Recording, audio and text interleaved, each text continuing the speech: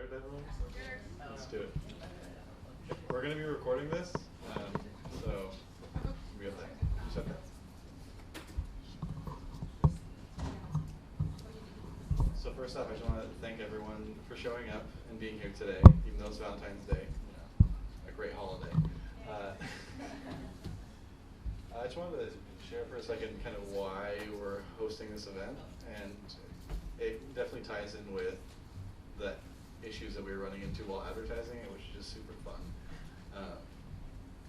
But we're hosting this initially because a few of us in Senate wanted to send out a solidarity statement with the music and music education student organizers after one of their members had campus security call on them during a protest.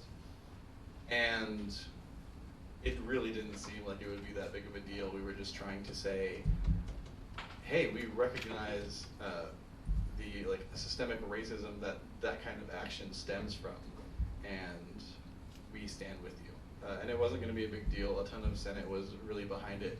And the process to get that letter through Senate after we had drafted it was almost like 2.5 months. It was insane. And there was so much that went through that. You know, we had pushback from the e-board. We had the president, provost, and Janice Robinson all coming in telling us why we shouldn't release this, and had Robert's rules thrown in our face, saying that we weren't following process when process has never been followed, and it was just operationalized to keep a majority, or to keep a segment of the group silent. And it was just really frustrating. And out of that, we just decided we're going to host an event that we could give a platform, because that's all that really Senate has, for people who are advocating on behalf of students at Teachers College to come and just spread the word on their efforts. And so we want to thank everyone who is participating today for coming. Really appreciate it. And yeah, just super frustrated because none of this should be controversial. It's not controversial to a certain extent. And we've had our posters systematically taken down. We were refused access to all institutional channels of advertising, including like all the OSA boards, the Senate emails, which has just been super frustrating. But I don't want that to take away from all the efforts that you guys have been doing, and I want to thank you for everything that you've done on behalf of this event, because I'm really excited, and there's so much more that I can learn from all of you, and I'm sure we can learn from each other. So that being said, I just want to thank you all for coming. And all right, I'm just gonna go over the structure so you guys know what to expect. So we have several panel presentations. First, music and music ed department, then the sustainability initiative, and then the TC academic workers. And in between each of those, we're going to be having questions, like time for question and discussion. And if you would like to submit a question anonymously, you can go to this website and put the code in. So then I'll be reading those off throughout, and you're welcome to just like ask a question as well. And then we'll finally have our workshops here and in Horace Mann 150, which is just down the hall. And I think we'll expand on those a little bit more at the end. So thanks again, everyone, for coming. And without further ado, I'll have the music ed presenters come up. Okay, welcome everyone. We're here to tell our story. So my name is Ruth Aguirre. I'm with the music ed department. I'm a fourth year doc student, and really excited to be speaking with you all today. To my right is Pablo Rodriguez, and he's done a lot of work in the advocacy of the students in the music ed department. So we're going to share with you who we are, why we formed, what we did, and how they responded in regard to the concerns that we had. So we actually began just before we even became activists. We were just genuine friends, and we, as musicians, got together and we would play music, and we got to know each other really well, which is actually a very important component in this kind of work. But we were just, very good friends and musicians and associates and so on and so forth. So in speaking with each other, it turns out that we had a lot of concerns that seem to have this common thread among like the students of color specifically.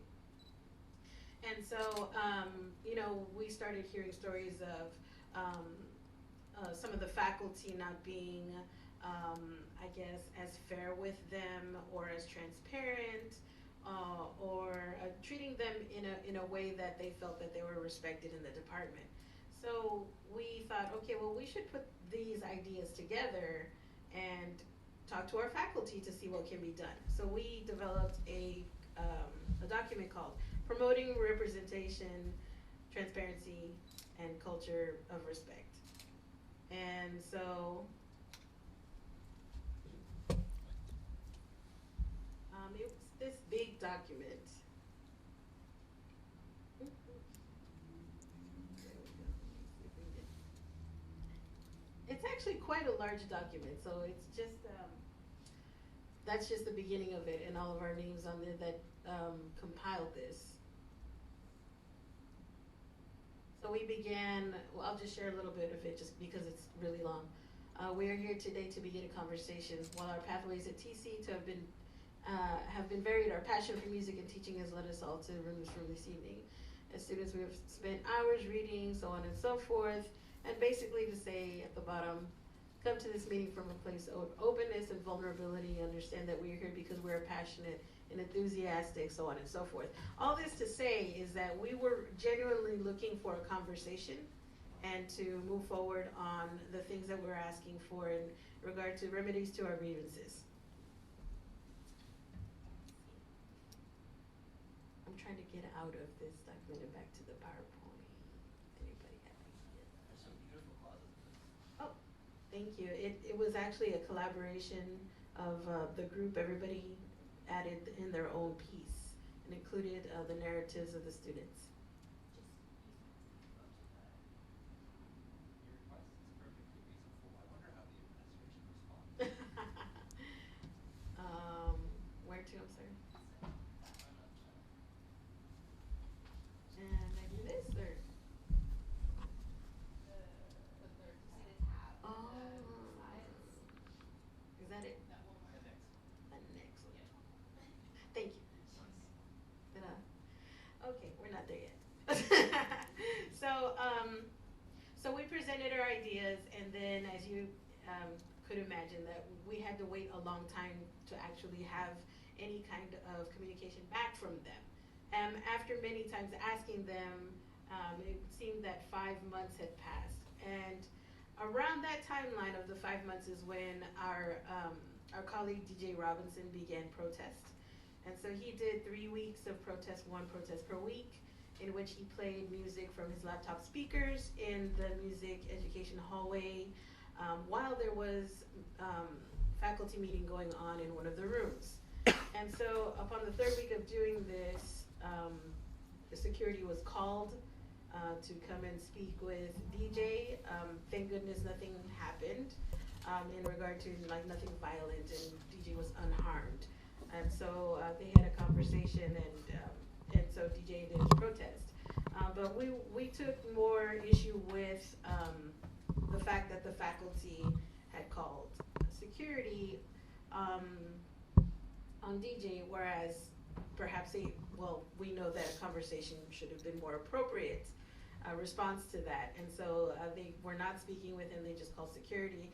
And what they claim is that they collectively made the decision to call security. So it's not a one-person thing, it's not a snap decision. They collectively made the decision to call security.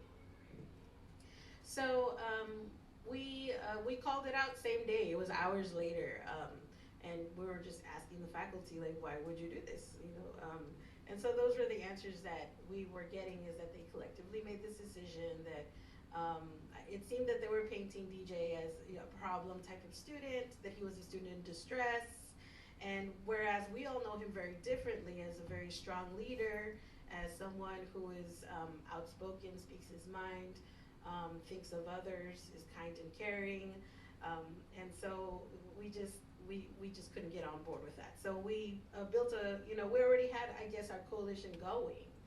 So anyway, all this to say is that we began organizing our group into a way that we could speak to the faculty. We could speak to the administration. So we spoke with the vice provost, the president, and of course the student senate.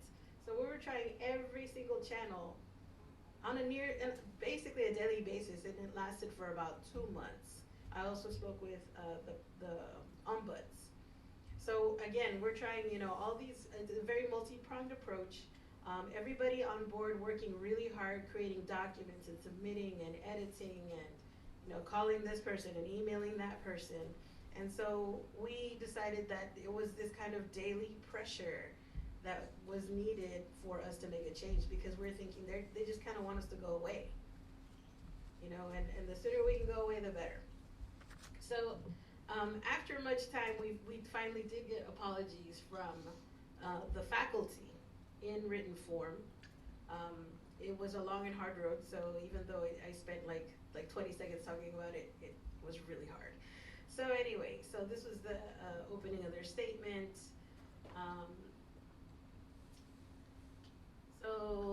They recognized that we wanted representation, transparency, and a culture of respect, and of course opening with apologies that they hadn't, outlining that they, basically the events of what had happened, and that DJ, should be, again, acknowledged and affirmed as someone that was doing a very courageous thing, rather than being a problematic student as they had previously painted him as. Again, apologizing for calling public safety rather than speaking to him himself, knowing that this is not an emergency, so on and so forth. And then we also asked for the self-identified caller to apologize. And so what they claim is that there are two self-identified callers. So we thought that was a little strange, but okay. As you can see there, it says Kelly and Hal, so it's Dr. Kelly Parks and Dr. Hal Abeles, for making and acting the decision to call public safety. And finally, we apologize to music education community, so not just us, but the community in general. And so, trying to, I guess, right their wrongs. And so we received this as an email from the music education, it went out to the music education students. As I said before, this was a multi-pronged approach. We also did work with Cesar, who spearheaded the Solidarity Committee in the Student Senate. And so from that committee came this document, the TC Student Senate Statement of Solidarity, which again outlines the events as I described earlier, and gives their support as the student voice to the students. We also got an email from the president and the provost along the same lines of outlining the events as they played out, and affirming that changes need to be made, so on and so forth. So I would say, in retrospect and in thinking about all these things, what helped us most, I think, is that we were already kind of a pre-formed group without really having advocacy in mind, but it just turned out to be very advantageous, because once something bad happened, we were there hours later talking about it.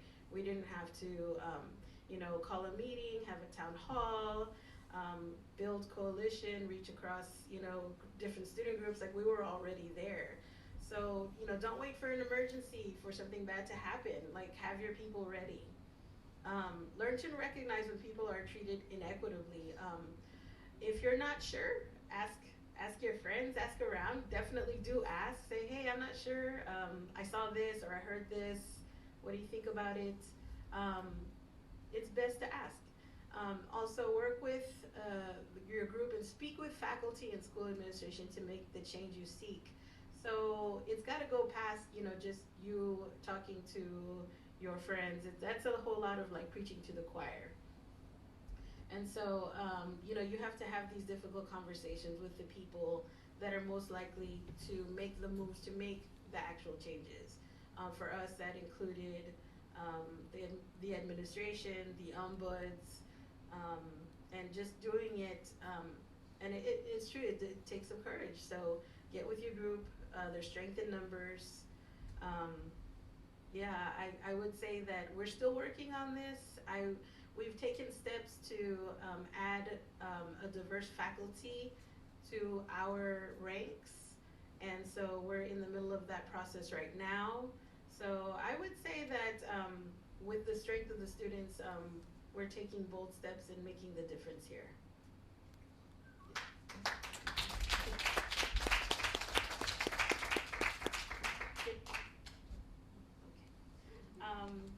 Let's see how we're doing on time. I'm done just a bit early, so I'm welcoming you all to ask questions, or if you have any curiosities about our documents. We actually developed a lot of documents. It's more than I'm sharing here, but yeah, that it takes a bit. I have a question. Yes.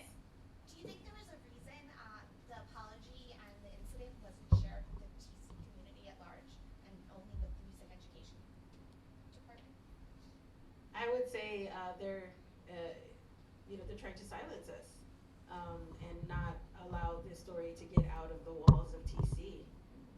Have you guys started to push back to maybe make this more known? It seems important, just in terms of historical.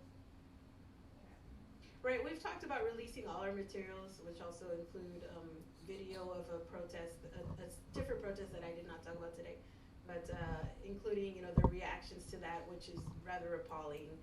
Plus, we have transcript of that as well. So all this to say is that we have a lot of documents that we are ready to release. We are gonna choose to do that on our terms. And we've made it very clear to them that we will release it, and that any attempt to try to silence that is just their further, actions of white supremacy. So you mentioned that you're working with the faculty now and kind of getting those steps to hire the diverse faculty that you were looking for.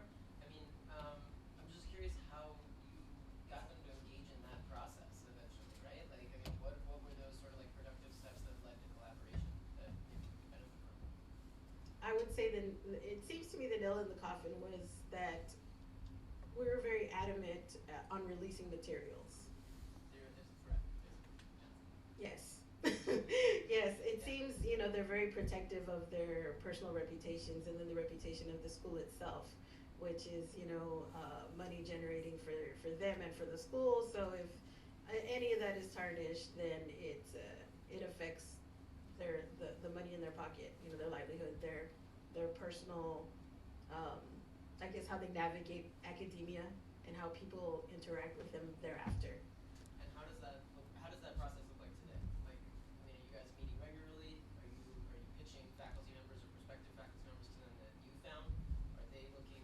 Is it on their responsibility to go find somebody? You know what I'm saying? Right, that's a good question. So we have developed the description for the person that we are looking for, the characteristics of that person. And so right now we're working on a permission to recruit, which means that that's going to go up through the department and then a different level. And so on top of that, I know I'm kind of poking my nose around asking okay, who would fit this description?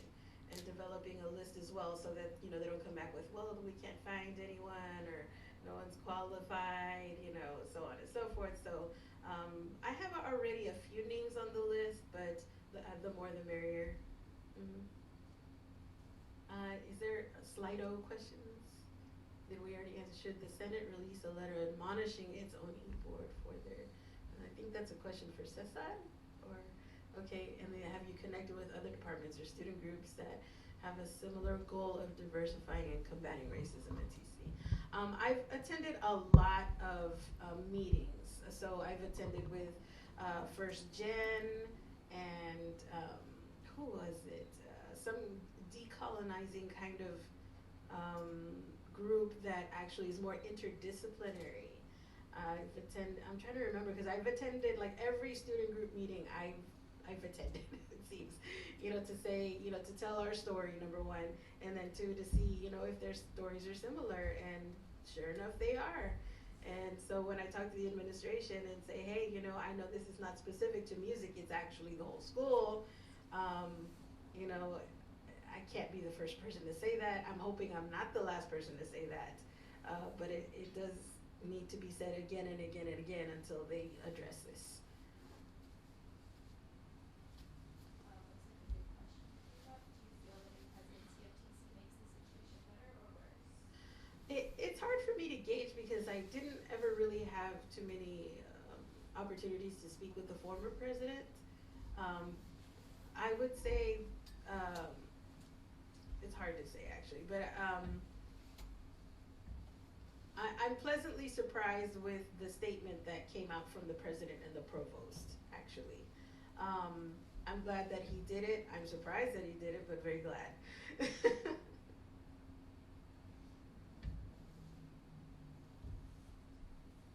Yes, Jonathan. During the December 6th Senate meeting, administrative members made statements about recruitment and enrollment at Teachers College, which seems at least to imply, if not overtly suggest, that there is a cost for racism and racist expressions that we are willing to incur. I know that's not true for a large percentage of our faculty. I'm wondering, to the extent that I know you've been working with the faculty of music ed, have you reached out to other faculties, or have there been other professors that have been willing to step in on behalf of this community? That's a good question. I would say there have been other faculties that have approached me and have been very curious about the situation. And so upon asking, I share our story, and they offer a lot of words of encouragement, and it almost seems like they don't say it, but I almost feel like they're working in our favor but can't really say it.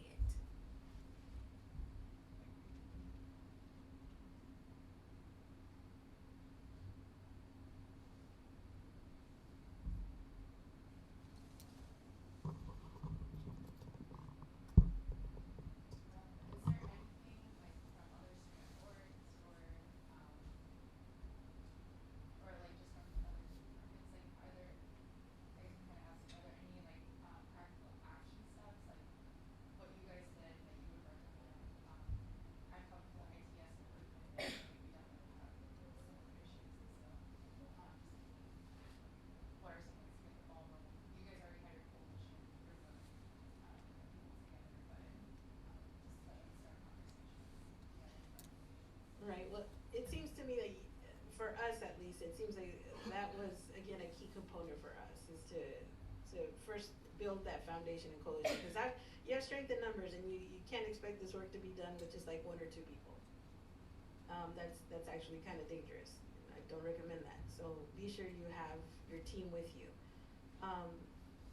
So there's that, and for us, it seemed the next logical step was just to kind of give them the opportunity to address you. So in developing our document of promoting representation, transparency, and a culture of respect, like we were kind of going through the proper channels to address this. So we gave them the opportunity to engage with us in a fair and an equitable manner where people felt respected and we could come to a table and have discussion, and we were not getting that, which led to other things.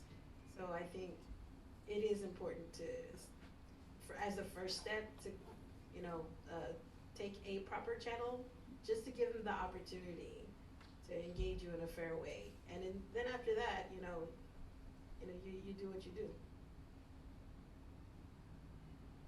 Another question, what can people here do to get involved with your organizing and advocacy work? Okay, I think, let's see if we could put it back up. There was a QR code, is that what it's called? That funny looking picture, yeah. I hope it works. I did it like in a rush. Anyway, the point is that that actually is a good foundational document to consult with. You can also feel free to contact me. I didn't put my contact information up there. I just never think that I'm that important. But anyway, talk to us. We've always been very open and transparent about all of our movements. We don't hide anything. So if you're curious about like how did you accomplish this, or what did you do when this difficult thing happened, or what resistance can you expect if we try to talk to such and such person. But this document, I mean, I would say it was one of the cornerstone things that we did. Everybody that looks at it is like, you have your ducks in a row with this, that this is like our fail safe. Like you've been placed, on, what am I trying to say? Basically, they've had advance notice that we have concerns.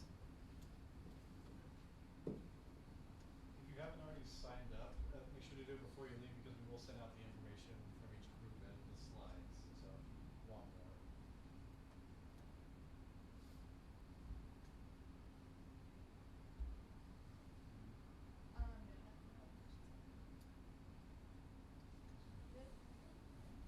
Okay, well, certainly, let's see, if you want to contact me, I could just give you my email. I'm sorry, I don't have it up there. It's raa2187@tc.columbia.edu. My name is Ruth Aguirre.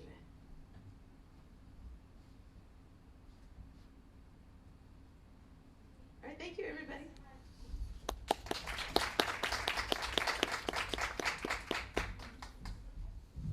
All right, hey guys, we'll jump right in. My name is Amber and this is Darren. We're both master's students in the International Educational Development Program. And we're just gonna talk to you about our process in terms of advocating for sustainability initiatives here on campus. And this is a call to action to you fellow students and to our administration and faculty. These are some of the pictures we use to push out our survey that we'll talk about. Really quickly, I don't know if sound's working, hopefully. We're just gonna watch a quick video.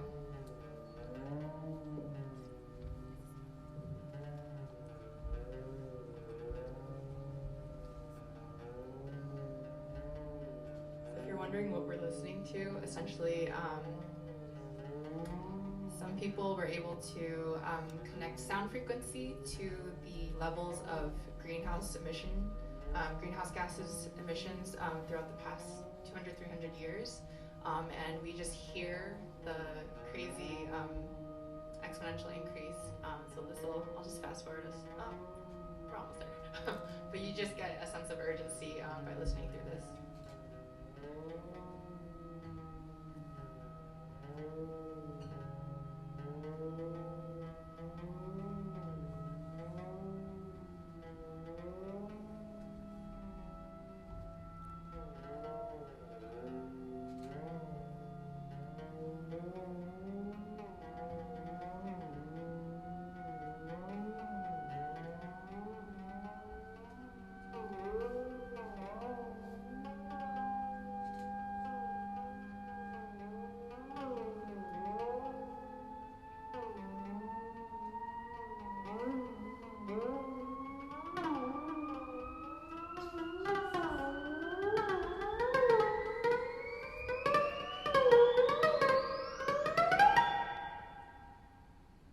So it was just a creative way of showing sometimes really difficult information. I can't see it.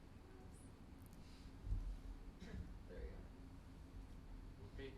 So this slide is just to give a little context on where we've been and kind of where we're heading. So in 2015, the TC Working Group for Sustainability was founded, and Amber and I entered into the program in 2018. And as part of a class, Oren Pismoni-Levy was the lecturer in this course. We created a survey to better understand how TC students and faculty are understanding their perceptions and attitudes towards sustainability. The findings of this study was presented to President Bailey, Student Senate, and also several campus events. And really what we were advocating for as part of the results of the survey was top-down institutional change. And fortunately, because of these meetings that we've had and our advocacy and also our partners in the coalition we've created, in April 2020, we'll be founding and opening the Center for Sustainable Futures here at TC.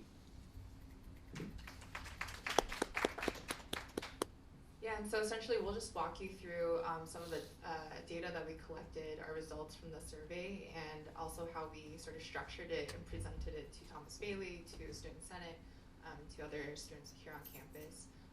We did a call to action using the whole school approach framework, so understanding that there are different levels in which we can change an education institution to be more sustainable. So we first started with the infrastructure level, so looking at facilities, anything to deal with our day-to-day usage, and then institutionally, so looking at our academics and faculty, what's being taught, who's teaching it, and then lastly at an individual level, so us as students, what are we doing? Another way we decided to look at how TC students can create change, just a really simple concept map of understanding our role in terms of influencing faculty and our role also advocating with administration. Definitely arrows should be going all the way around, but we just see the importance of students pushing towards, and I think that was very similar with the music ed department. So we'll start first. So we're going to start first talking about the infrastructure level. So on our first figure here, you'll see that we have several different green initiatives that we asked students about and their favorability towards these initiatives. And what you can see is that by and large, students are in favor. We surveyed about 550 students, and what we're seeing is that generally students are in favor for green initiatives down the line. So reusable cups, solar panels on the roof of TC, motion activated lights in all classrooms, and eliminating single-use plastics in the cafe and also in TC dining. And here we're asking more on a financial question, is that we randomized this question depending on who was answering, generally based on who was answering the survey, from $10, $15, and $20 if they would be in favor of including a $20, $15, or $10 fee in addition to their tuition. And what we see too is that by and large students are in agreement with this idea, with this initiative. Though in the qualitative findings, they did say that they would actually prefer a reallocation of the funds that they're already giving to TC for tuition rather than adding an additional fee for sustainability. Yeah, so then looking at the institutional level, we asked students, what were your main sources of information where you're learning about environmental problems? Here, all the way, you can see that only 7% of students were actually getting information from courses at TC. And then 87% was coming from TV, radio, newspapers. And so understanding that there's a huge gap in where students are getting their information from, and also this idea of who should they be getting this information from. And we think it's from our courses that we're paying a lot of money to attend, should also be helping us to understand sustainability.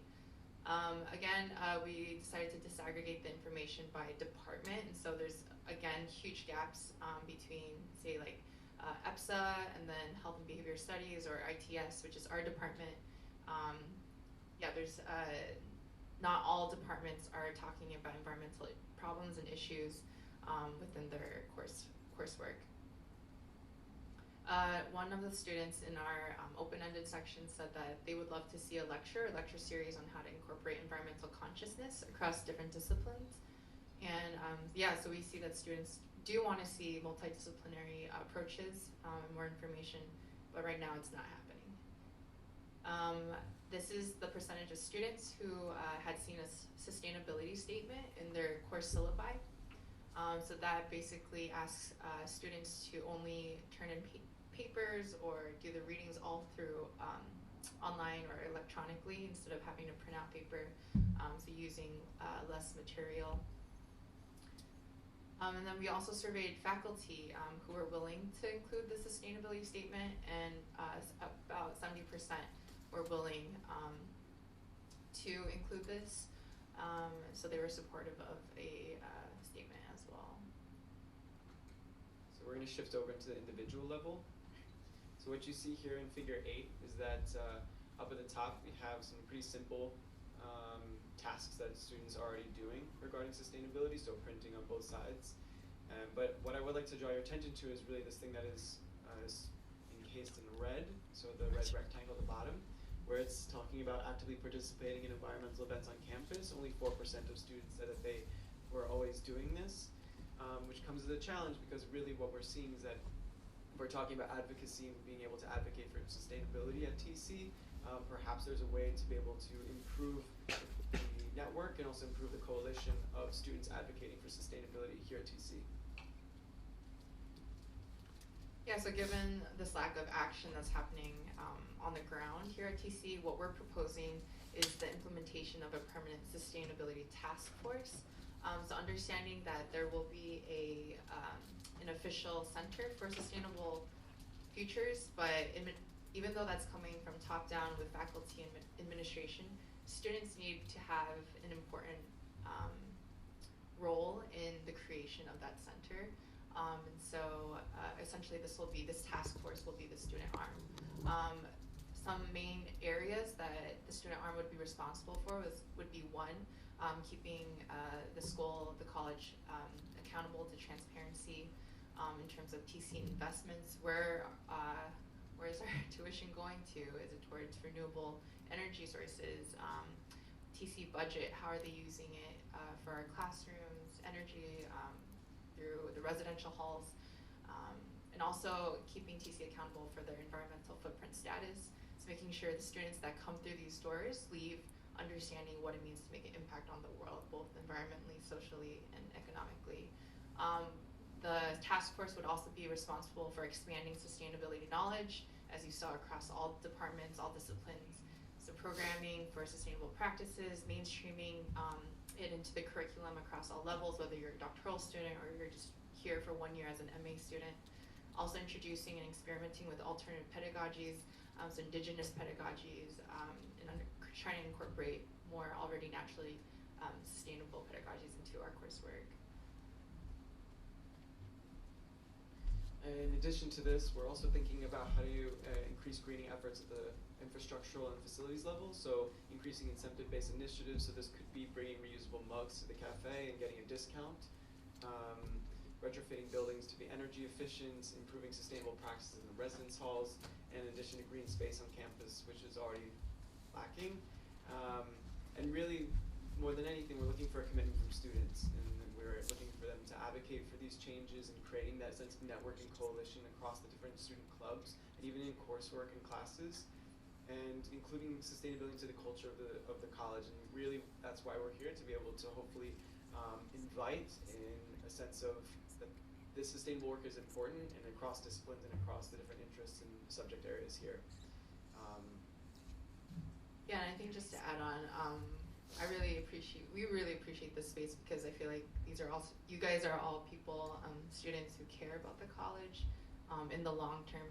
I know for Darren and I, we're graduating in May, but we want to make sure that these types of changes are happening sustainably and for the long term. So yeah, thank you. Feel free to ask us any questions. Also, our contact information is right here, and that's our professor who we've been working really closely with to make these changes. Thank you.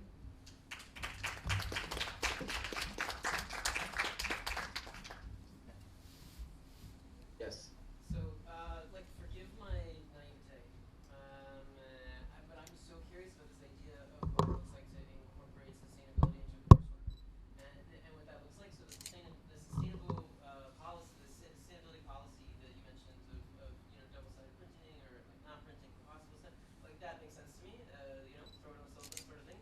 But it seemed like you were suggesting other things as well. Can you give us an idea of like what that would look like in a psychology course, in a curriculum teaching course? Yeah, absolutely. So when we're thinking about the infusion of sustainability into coursework, if TC is really producing the next leaders in education, in health, and in leadership, we're really thinking about how can if this is the most pressing issue of our time, then how can we include this kind of research and kind of learning into all of our disciplines? And what that might look like, for example, is creating the intersection, interdisciplinary approach to sustainability in whatever you may be studying. So, for example, I know that in terms of talking about the cognitive approach to sustainability, and stress, walking through more natural spaces compared to cityscapes can decrease morbid rumination. So we're talking about these interactions in these spaces that maybe are under-researched or maybe have yet to be researched, And these are the kinds of things that we'd like to maybe form more of a culture of like this is something we learned because we realize that we might not have a lot of time to be able to create the solutions to this, and if we're creating future leaders, then this is what has to happen. And I think just to expand on that, our definition of sustainability is not just environmental, sticking to what's natural.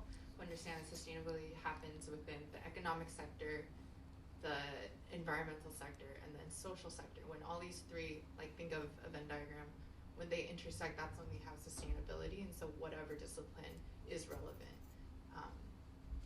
in terms of like social eco-justice, and anything and everything else, health, it's all relevant. Two questions. So, are you an official student, or and have you met any resistance from the administration?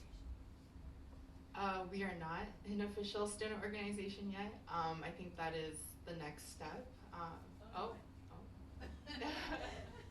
only recommend it because it really gives you more freedom for movement, and it just ties you too much to the university. But that was the basis of that question. Okay. Just to explore actually not doing student work. Yeah, thank you for that information. I think in terms of resistance, I think what's interesting is that the TC Working Group for Sustainability Futures started in 2015. So a group of professors actually who really care about this. So one in the health department, one in there's like multiple. They came together first, more academically, wanting to incorporate sustainability, and then within the past year and a half, with what's been happening globally, with Greta Thunberg and just everything that's been happening. So I think as of now, administration not necessarily has been pushing back, but more of a neutral stance, has now been pushing towards like progressing towards wanting this, maybe because it's more of a hot topic. I think another just reflection for us too in this process has been the fact that we generated so much data. 550 students. We pushed out for the survey for about a month and a half with how many students in our class? Like 10 students. We made crazy like posters and just asked everyone and anyone. And I'm wondering if having the results of that survey actually was the tipping mark or point for administration to finally be like, oh, okay, students and faculty both care about this. Yeah. So we got a few questions from Slido, but before that I wanted to address, because we got a question about why we didn't answer the Senate questions directed to the Senate in the last question session, and that's because we're saving those for the general discussion so we don't take away from the individual presenters. So it actually would be helpful if you know like the person you're directly asking, so if it's like to the Senate or if it's to the current presenters, so that we can but so the questions for you guys are, what has your experience been working with other sustainability focused organizations within the broader Columbia network? I can speak to that. So I know that the Peace Education Network tried to create some sort of network of different folks who are interested in sustainability at the college. It was interesting because before that I felt like just Amber and I and a few others were working quite alone in this. But I do think that after that meeting, it was quite clear to us that there were folks from across the college who was interested in sustainability, but and maybe just in their corners. And I think that's why we find that creating this student arm of the center would be even more important to be able to organize that collective interest that seemed very scattered when we were having these meetings. And maybe just to speak a little bit broader, in the broader context of Columbia University, they are creating, I forget the official name, I'm sorry. They are creating a sustainability school, I believe, on the main campus with a hub and spokes kind of approach to how they want other schools to be involved. We're not exactly sure how the TC Center will play into that, but we definitely know that there has been collaboration happening already for what that might look like. Okay, there's one more. How is Culinart related to the use of one-time utensils on campus? So the last time I spoke to facilities, they said that they're redrawing up the contract with Culinart, and they're considering using more China, and also more sustainable solutions, meaning actually cutlery instead of just single-use items. So that's the last I heard. That was, I think, 2 months ago. So hopefully in the next few months, if not year, we'll see hopefully a drastic change. But I think more advocacy is always good. And also, as of right now, if you are asking for China or silverware from Culinart, they will charge you per person at your event. And so, as a solution or a different option, our Professor Oren, who hosted a new event last week, he borrowed plates and cutlery. And he took it home to do dishes afterwards. Like we had like refreshments, things like that. So that's an option as you all are doing events with food there too. So that's what we have as of now. But hopefully changes will be coming. We'll go across that. Oh, great. Thank you guys so much for your work and for putting together that survey. I've seen it a couple times now, and it remains awesome every time I see it.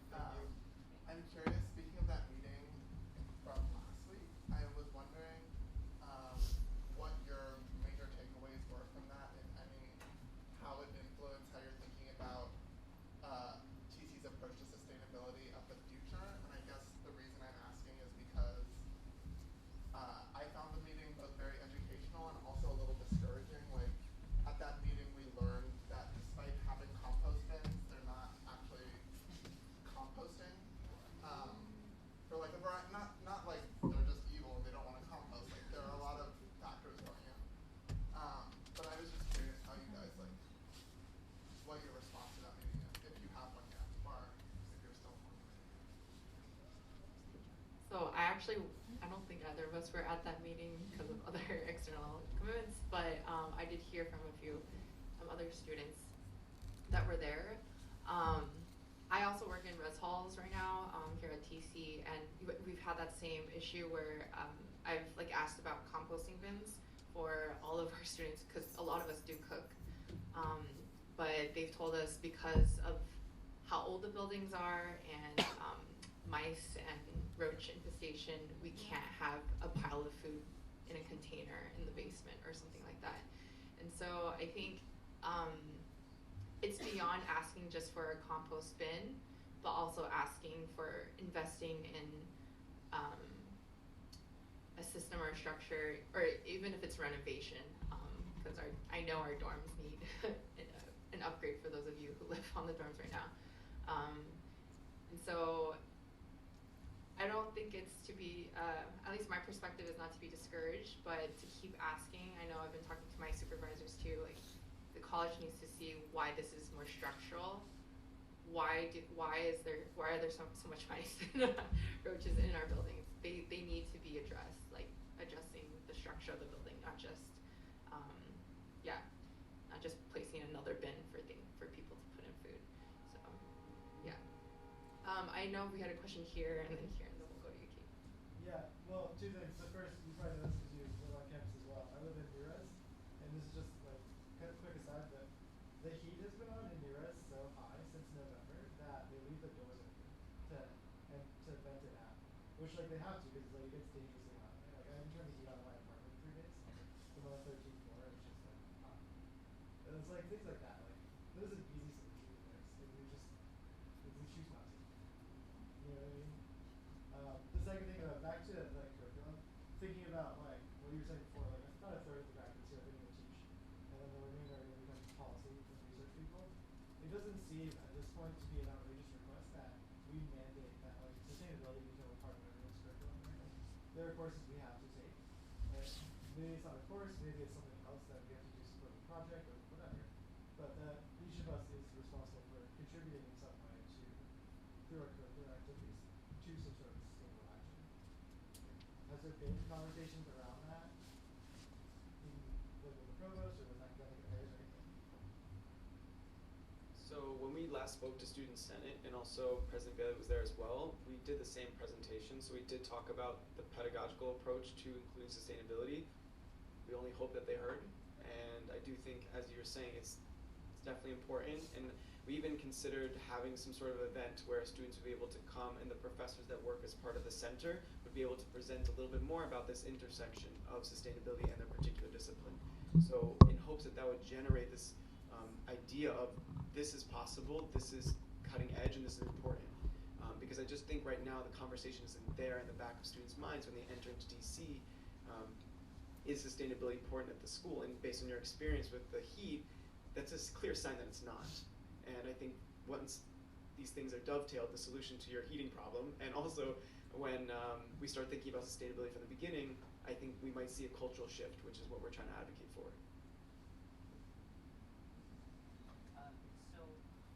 Divestment campaigns have kind of been a pretty effective way on the main campus of getting the university to change what it invests its money in a number of different areas.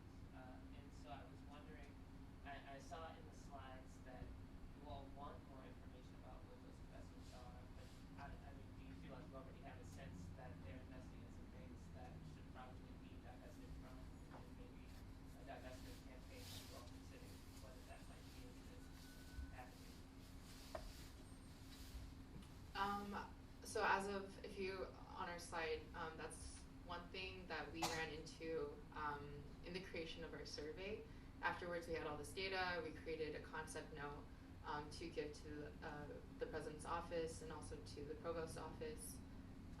And in it, we were literally asking, we need more information. We just need more information for investments, for facilities, who's taking out our trash, who's, yeah, so we don't have that information as of yet. I think it'll take a lot of effort to get that information, to be transparent. But I'm just wondering what opportunities there will be with the creation of the Center for Sustainable Futures, and then also with the student arm, for us to be sort of that angle of keeping the college accountable. And I think a divestment campaign, that would definitely be within the scope of what the student arm could be responsible for.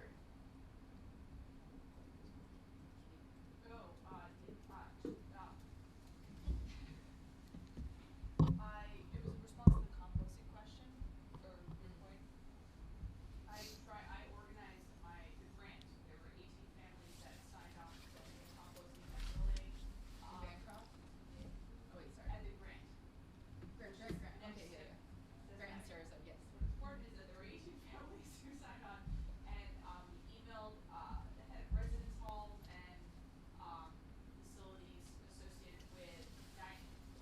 And they said that they couldn't let us do it because dining and facilities and residential offices only have one meeting a year. And that agenda is so packed that they don't have time to address composting. Can I ask who told you this directly? It was one of those office names Okay, that is all right. anonymous. All right. Yeah, I did ask who was emailing, just so I could follow up, and they never wrote back. So I guess my point is that, I really appreciate your objective to having a student ground up movement, and I 100 and a million times percent support that. I find that there are some serious barriers that are totally bullshit. Bullshit, that's the word. That have to be addressed because they've been doing things that are like every laugh, like that are comical in terms of like thwarting the efforts that I think you guys are aiming towards. So do you guys have a plan for how you want student action to look in a way that could like bulldoze through some of this BS? Or is it gonna be, I mean, this is a wonderful event, great organizing, but like this will not change what are you thinking about how students can organize? So two things. The session we're having after this is about exactly that question, like what can we do, like how can the student arm look like, what are the nuts and bolts of it. The other thing I'll say too is that so Oren and I have been meeting with facilities. So we've had 2 meetings thus far, and then there was an open meeting with facilities to ask them questions around things that are happening at TC, about how they're, like the thing about composting, what does that look like, why is it not possible?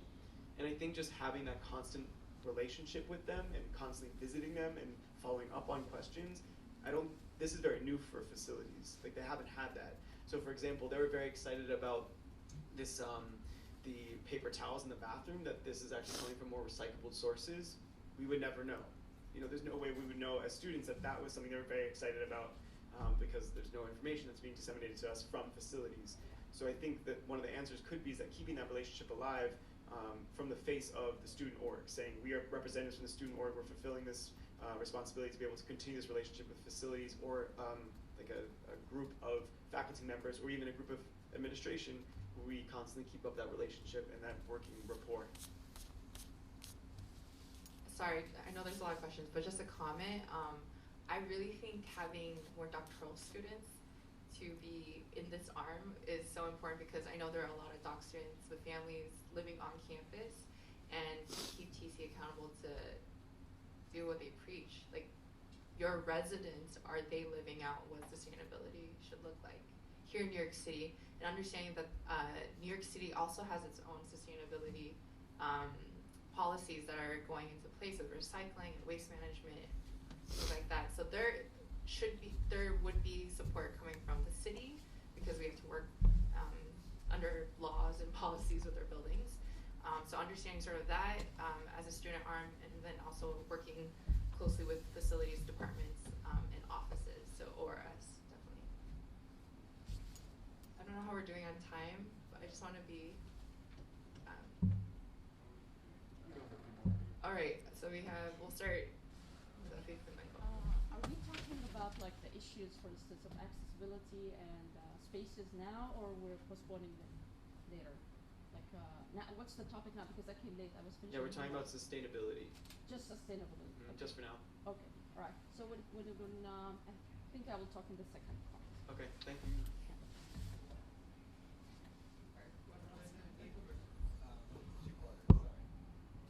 First, I know that talking with facilities in 2015, sometimes the recycling bags are just put into a trash bag for this, I guess, put into the street. Has there been any attempt to make sure that recycling gets recycled? And then two, speaking of sustainability, how will the sustainability of your group continue on in absence of your So I can answer most of these questions, or both the questions. One, so I spoke with facilities about this process of recycling, and yes, they do mix the bags when the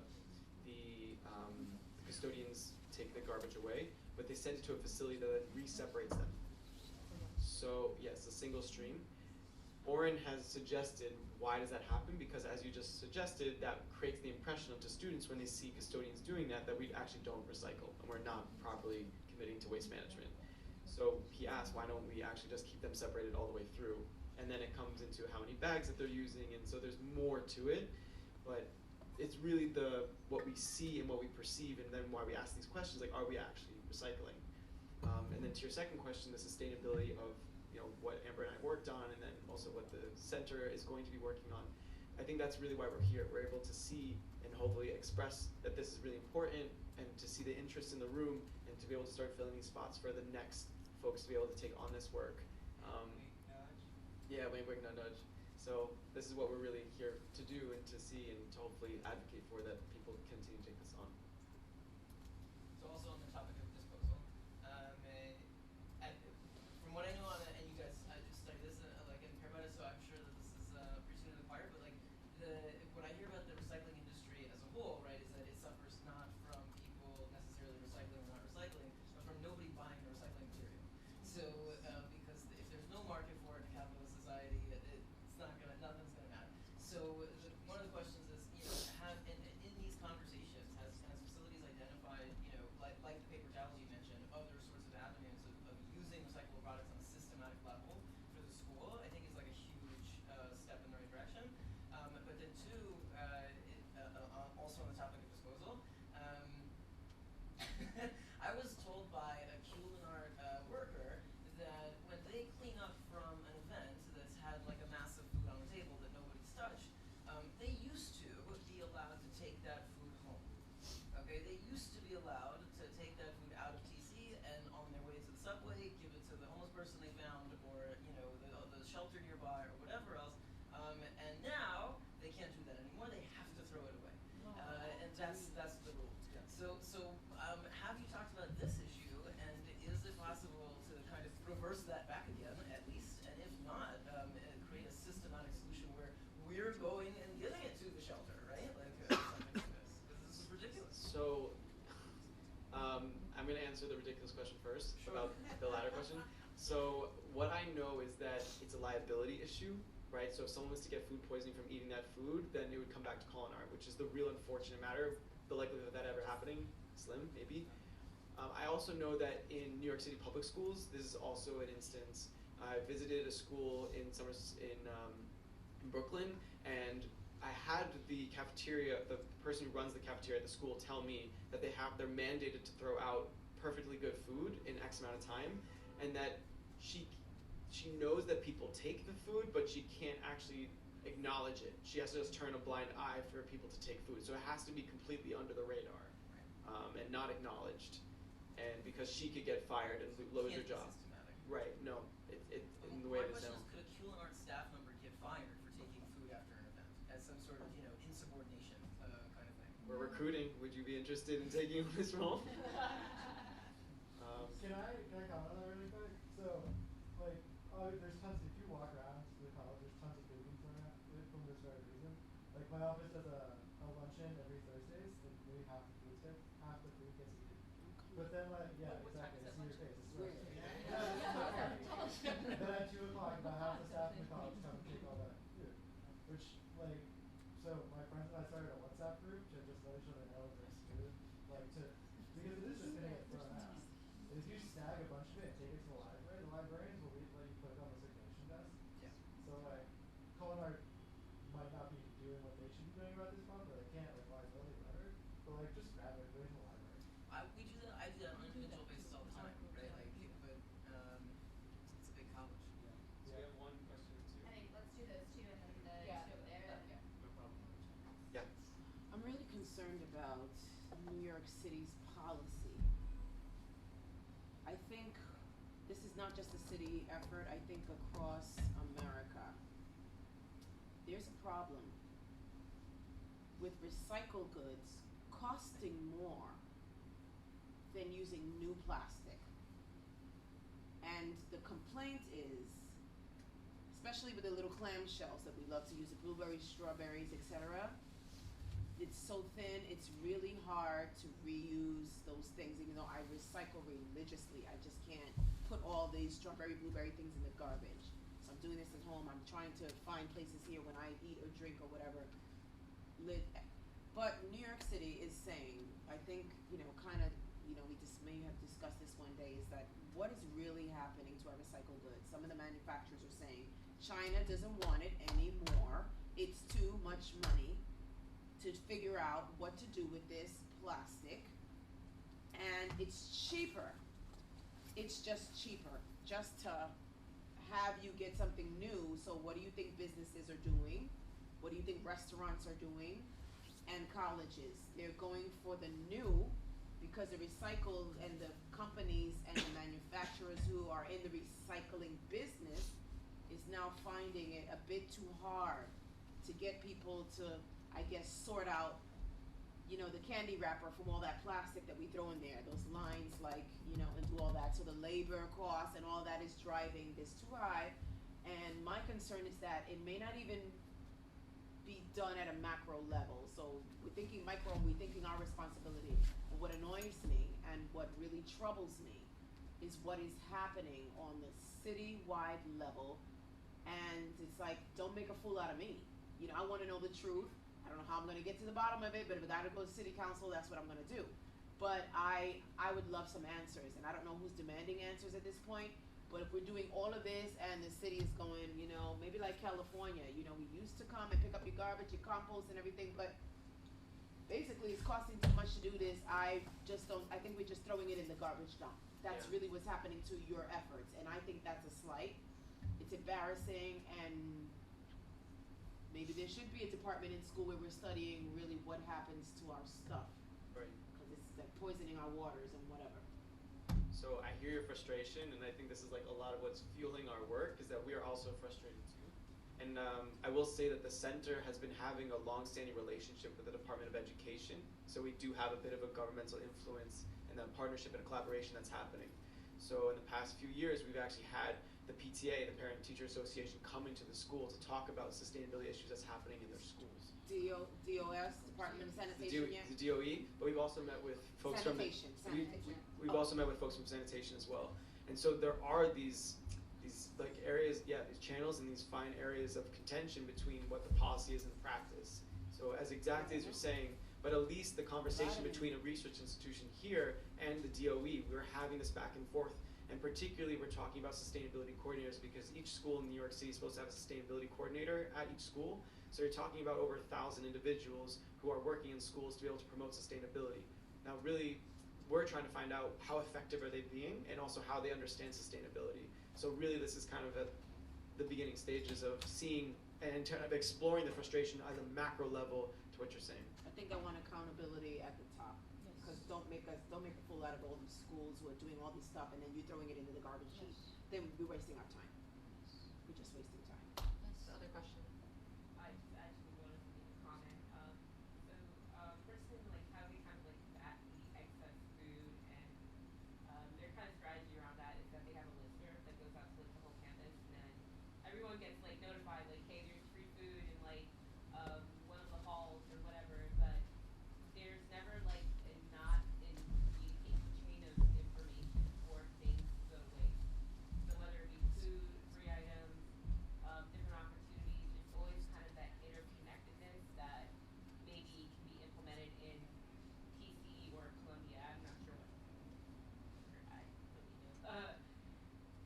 But yeah, it's just I don't have as much breadth of like frustration, but I'm definitely relative to. I call my friends. Yeah. on I Facebook, think you come had pick a fun, food. a really good She's point. very good, Margaret. She always calls on people to come pick food. We coordinate so that the lapse is not long.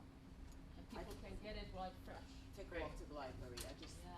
put it there. That's Yeah, I think having those, yeah. Should we not answer the questions? Can we do a rapid fire? Yeah, okay. So we do not have a sustainability coordinator because we are not a part of DOE. We are a private institution. So to answer that, the second question, sorry, I'm going bottom up. Is there a push to get a seat at the table? I think that's something the student arm could definitely do in terms of talking with the administration and then Culinart or whoever next our vendor would be. I think that would definitely be something we could do. And then lastly, just to get practical, what can people do to get involved in terms of sustainability? I think one, to realize and recognize that this is not just an individual problem. How you are recycling, how you are taking care of your trash is not going to fix what's happening at a global level. And if anything, feeling like it's an individual responsibility actually plays in favor of the larger gas and coal mining companies to push the responsibility back on individuals. Exactly. But this needs to be understood as an institutional issue and then larger structural issue of how we operate, how we live our day to day, how lights are being turned off in this building, what is TC's carbon footprint. So I think when we think about event planning, how are we going to be sustainable? What materials are we using? For other people in terms of their academic courses, what am I studying? How am I including sustainability into this? What decisions am I making? So just thinking more bigger picture, not just waste management, I believe is really important. And lastly, whatever ideas you do have, I think to collaborate together, feel free to reach out to me or Darren or whoever else you know. I really appreciate Student Senate and their efforts to support, at least through the green team and whatnot, that's going to come up ahead. So yeah, thank you so much.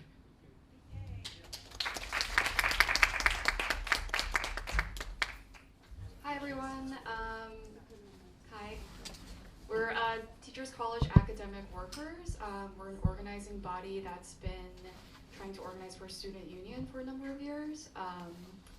What year did we start? It's unclear.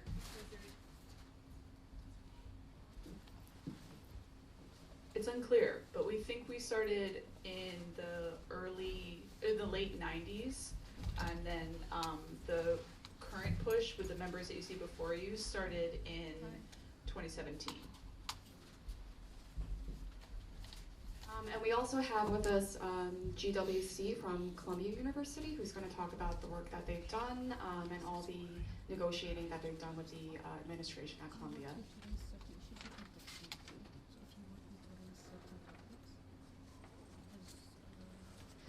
So first, we just want to provide a brief psychoeducation on what a student union is. So a student employee union is a democratic organization of workers who collectively promote common interests through collective bargaining agreements. A bargaining unit is a group of employees represented by a single labor union, which works with the college administration to create a binding contract, which basically can't be changed unilaterally by one side. In terms of what you gain as a union member, you'll gain a unified voice. So students collectively have a voice in shaping their working conditions, how the university operates, and issues around college transparency. You also gain collective power. So collective bargaining negotiations allow members to negotiate with the administration as equals, and they also protect members if they decide to file grievances against the college. Union members also gain security and transparency around their worker rights. So a contract will protect student employee benefits and working conditions from unilateral changes. And once conditions are protected by a contract, the administration will need to negotiate with the union about any changes that are relevant to the members. And also by organizing, we join tens of thousands of graduate employees, postdoc researchers, and faculty across the nation. And there are also annual graduate union conferences that I think some of the GWC members attend every year. So we're going to provide a quick overview of some of the major concerns within Teachers College. We compiled some data from Teachers College and Columbia University as well. First, you could see in terms of health insurance, both Teachers College and Columbia are under Aetna, but we pay very different ranges. So for Teachers College, it's $4,221 per academic year, and then there's also like a $1,000 fee. So then it comes out to be $5,000 per year. And then there's also a mandatory $584 fee if you enroll in at least 12 credits per semester. So that means you have to pay that even if you're not on the health insurance plan, which currently I do. And at Columbia University, it's only $3,433 per academic year, and there are no additional fees. The insurance is also waived for PhD students. In terms of salaries, at Teachers College, TAs are paid $3,000 to $5,000 per semester, or up to 9 tuition points annually. And course assistants are also paid around $1,000 per semester. At Columbia University, in 2016, GWC organized a multi-year compensation adjustment with a 3.75% increase in PhD stipends, and they also had a 3% increase until 2019. In terms of PhD stipends at Teachers College, it really depends on the department. Some departments are fully funded, and others, PhD students get nothing. So they're paying out of pocket for like 5 to 6 years. And then they tell you you're fully funded. Okay, yeah, that's even worse. And at Columbia University, the standard 9-month stipend is usually around $30,000, which is more than any of the stipends at Teachers College. In terms of paid parental leave, there's no official policy at TC, but under Title IV, the college actually has an obligation to provide 6 to 10 weeks of leave without penalty. And at Columbia University, there's 12 weeks leave and childcare subsidy. They also have the option to have an unfunded semester away. For international students, it's important to note that they have a legal right to unionize and to vote for a union, regardless of their documentation status. At Columbia University, GWC also established an international students working group that works on issues such as immigration, research funding, fellowships, OPT extensions, and discrimination. And their email address is below, so please feel free to take a picture of the chart if you want more information. And next, Dominique is going to talk about the GWC work. Hi everybody. My name's Dominic. I'm one of the sociology PhD students in the School of Arts and Sciences. I actually got my master's degree from TC back in 2015, and so the history of Columbia can start kind of the same way that Kate said the history of the TC Union can start. Most of the efforts that people are going to talk about here didn't start now, right? There have been different waves of unionization, of people fighting about sustainability for decades, right? And so one place that you could start the history of the grad workers of Columbia is 2014, when we voted for a supermajority to form a union, which was the 72% that I have on my nifty shirt here. And so from there, we kind of entered into a legal battle with Columbia, because even though we voted to form a union, they said, okay, what does that mean? And so we actually had to challenge that with the National Labor Relations Board. And even after the National Labor Relations Board recognized us as having the legal right to unionize, Columbia also didn't really care about what that meant either. And so then we said that if you don't care about that, then we are going on strike. And we did. And so in spring 2018, we had a vote to authorize a strike. 93% of our unit voted in favor of that strike. And later that April, we went on strike for a week. And for people who might not be as familiar with what a strike might look like for grad workers, it meant a complete work stoppage on the work that we did for the university. So people continued their academic work, say if they were research assistants working in labs, but any work that they did for the university, any work that they did for a principal investigator was stopped for at least 20 hours that they would have been working in a regular work week. We had a massive picket line. Some of you who've been around a bit longer may have seen that. And so that strike in itself led us into November, when we were gearing up to take a second strike, because the university had still been refusing to bargain with us. And so they actually did come to the table after offering an agreement for us to give up the right to strike, going into negotiations last February until this April of 2020.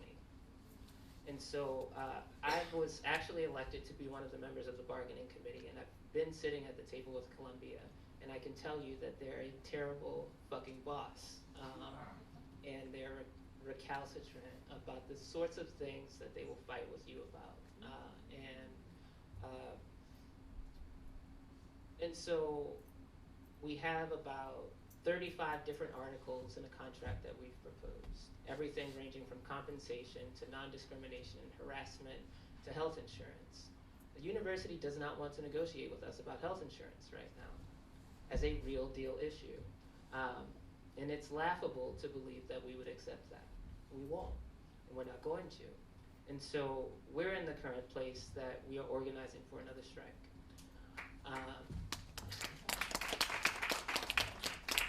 And so ultimately, the last thing I'll say, not to take up too much time, is that one of the best things about a union is that you have the power of all of you, right? It's not one group here, another group there, it's all of you. And it's a powerful thing among students to do that, but also for faculty to see that, and also for other students, at least for us, for undergrads, to see that as well, right?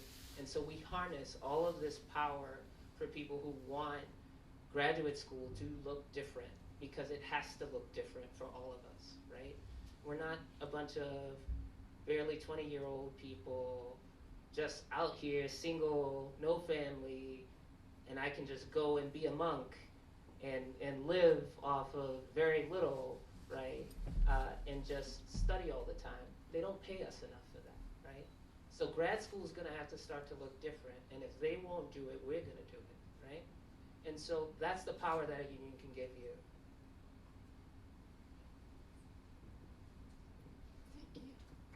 Thank you.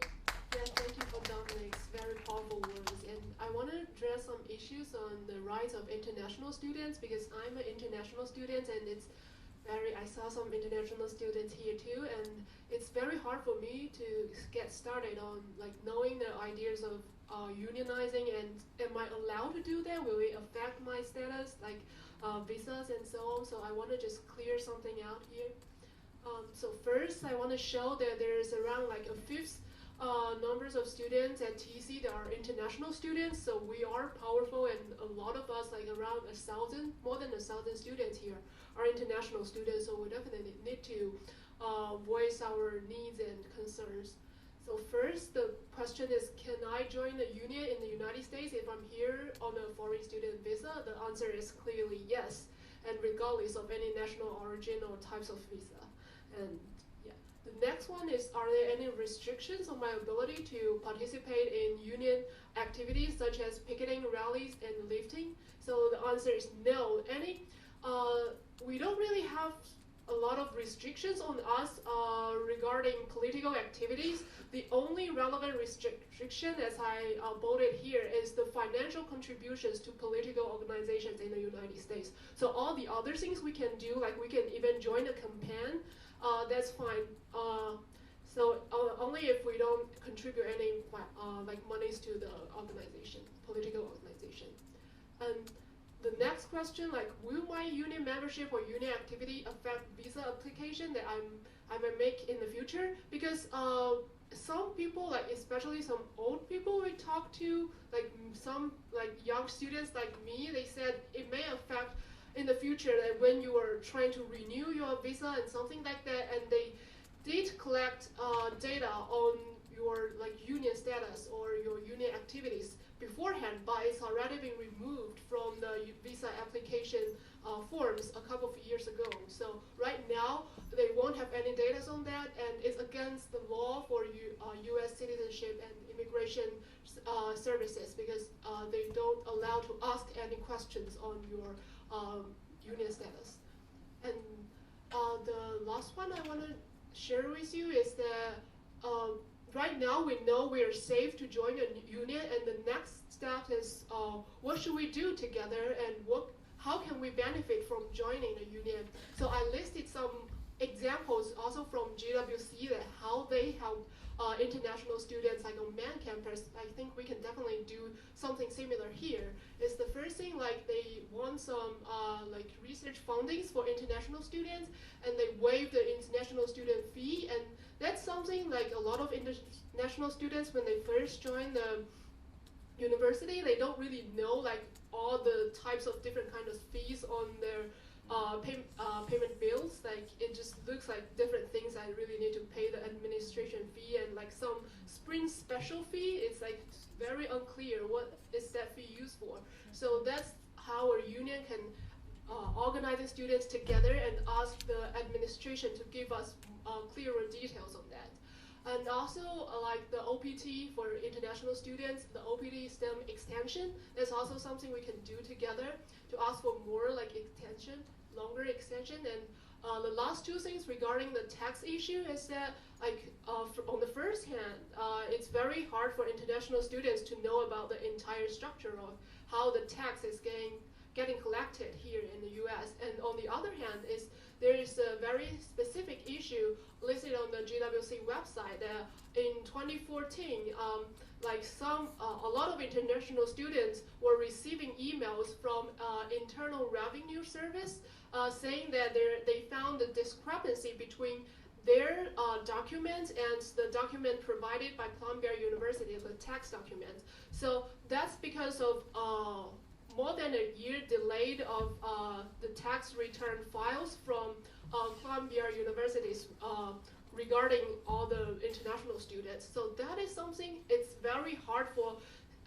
any individual international students alone to figure it out. So that's how we really need to come together and talk to each other and know what's happening out there, and especially get some helps and support from domestic students. So that's why I think as international students, we really also need a union and come together to voice us.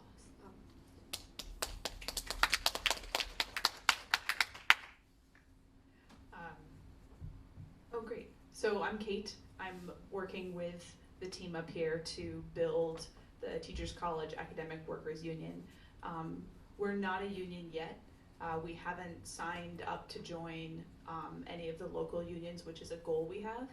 And I've been asked to sit here to talk a little bit about where we are in this process, and make our ask to the community very clear, and at the same time be very clear that our goal is to unite everybody in this room so that we're protected and we're together and we're connected.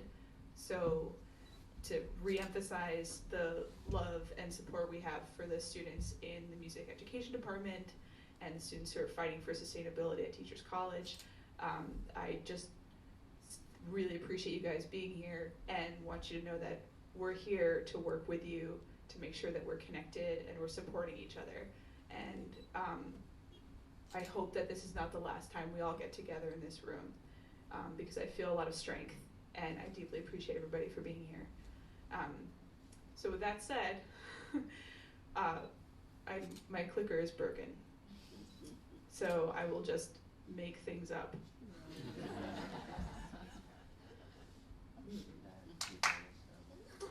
I think we're going to try to troubleshoot this for 30 more seconds, and then I will start discussing. Oh, there you go. Okay.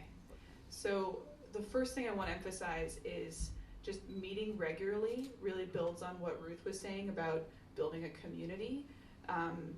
Our goal is to create space for people to come and share their concerns. We take on initiatives based on who comes to the meeting. So if you would like your voice to be amplified by interested and supportive minds, please come.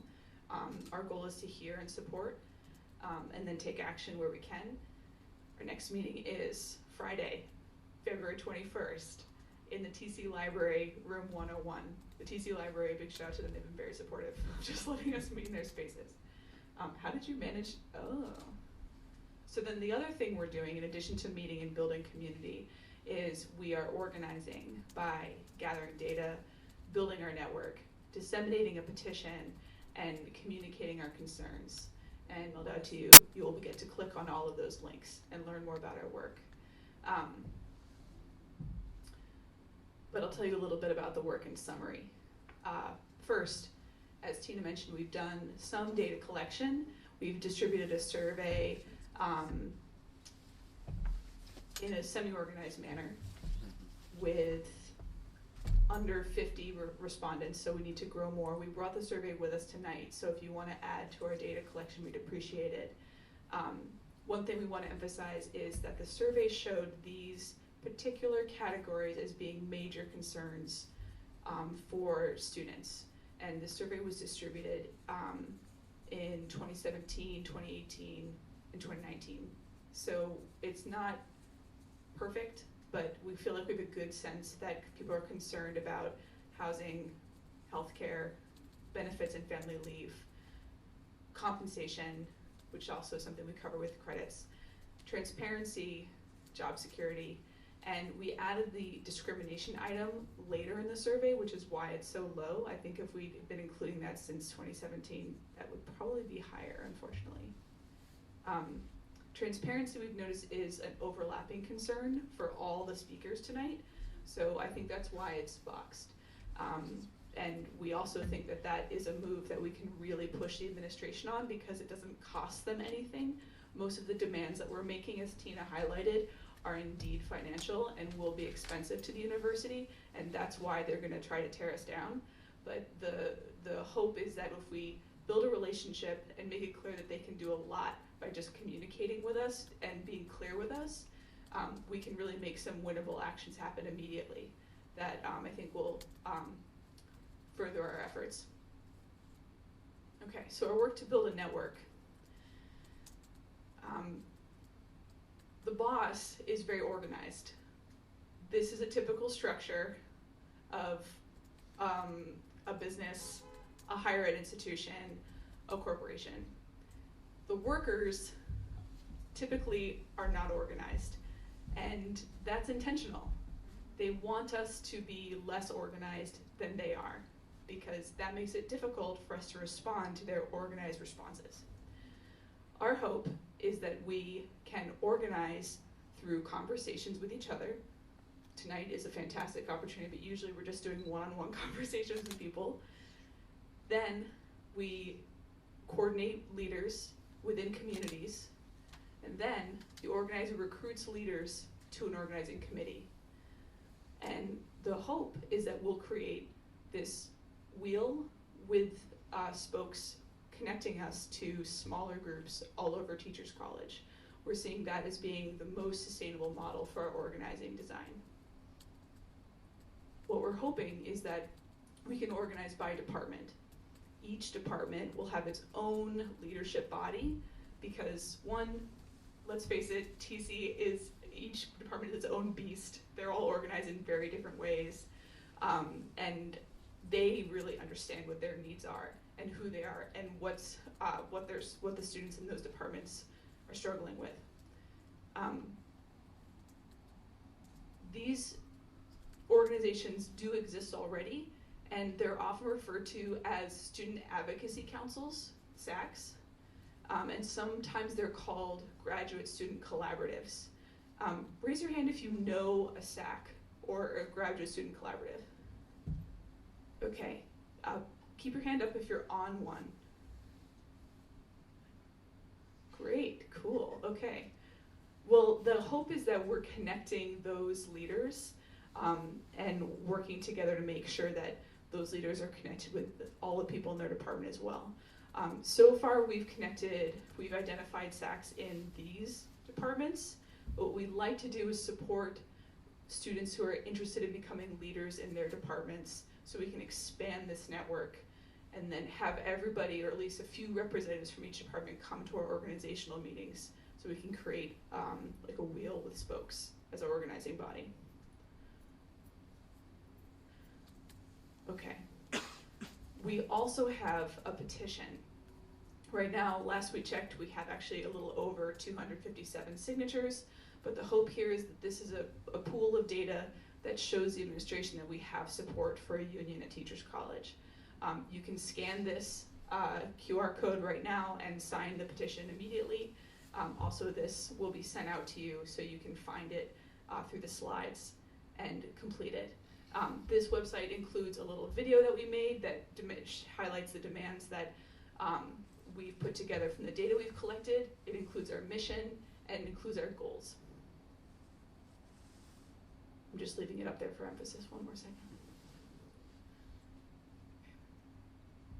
We've also communicated our concerns really clearly. We've written a massive document, almost as impressive as the one the Music Education Department put together, but not as widely distributed. This document was sent to the head of the administration, and this past summer we met with the president to discuss its topics. In it, we made it very clear that there are some issues that have come to light regarding family leave, institutional discrimination, and bias regarding particularly PhD students with children at Teachers College. One of our members has done their PhD research on this, and it's quite extensive, and it's quite offensive, and change needs to happen, and that was made very clear to President Bailey. It also includes grievances and policy recommendations for each of the categories that I outlined, and those include housing, healthcare, benefits and family leave, credit hours and compensation, transparency, job security, and discrimination. Again, you can read all of that. I'm sorry it was so fast when you look at the slides. But each of those items sums to 15 policy recommendations based on our survey data that we're proud of having gathered and made clear to the administration. The administration gave us, when we met with them, a very nice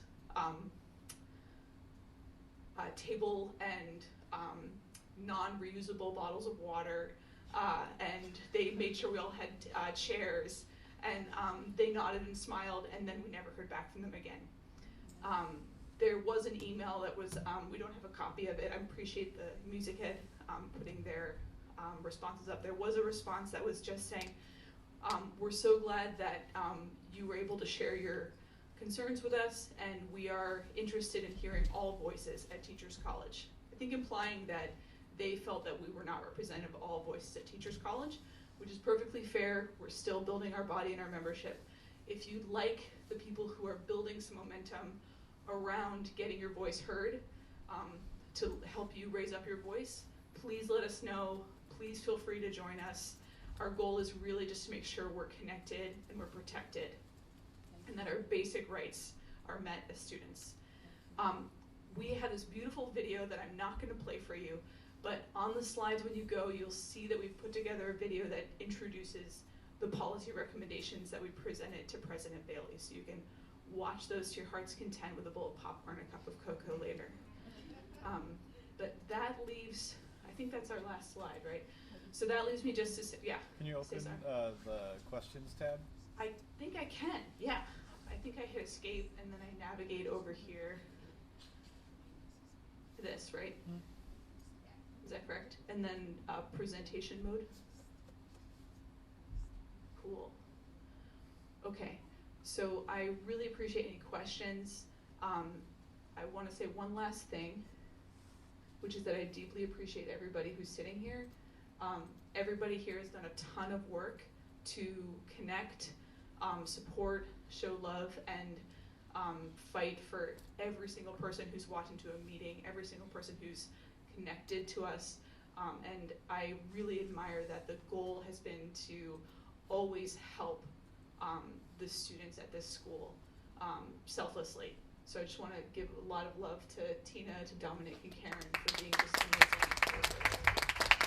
Thank you so much. Okay, now we can answer questions.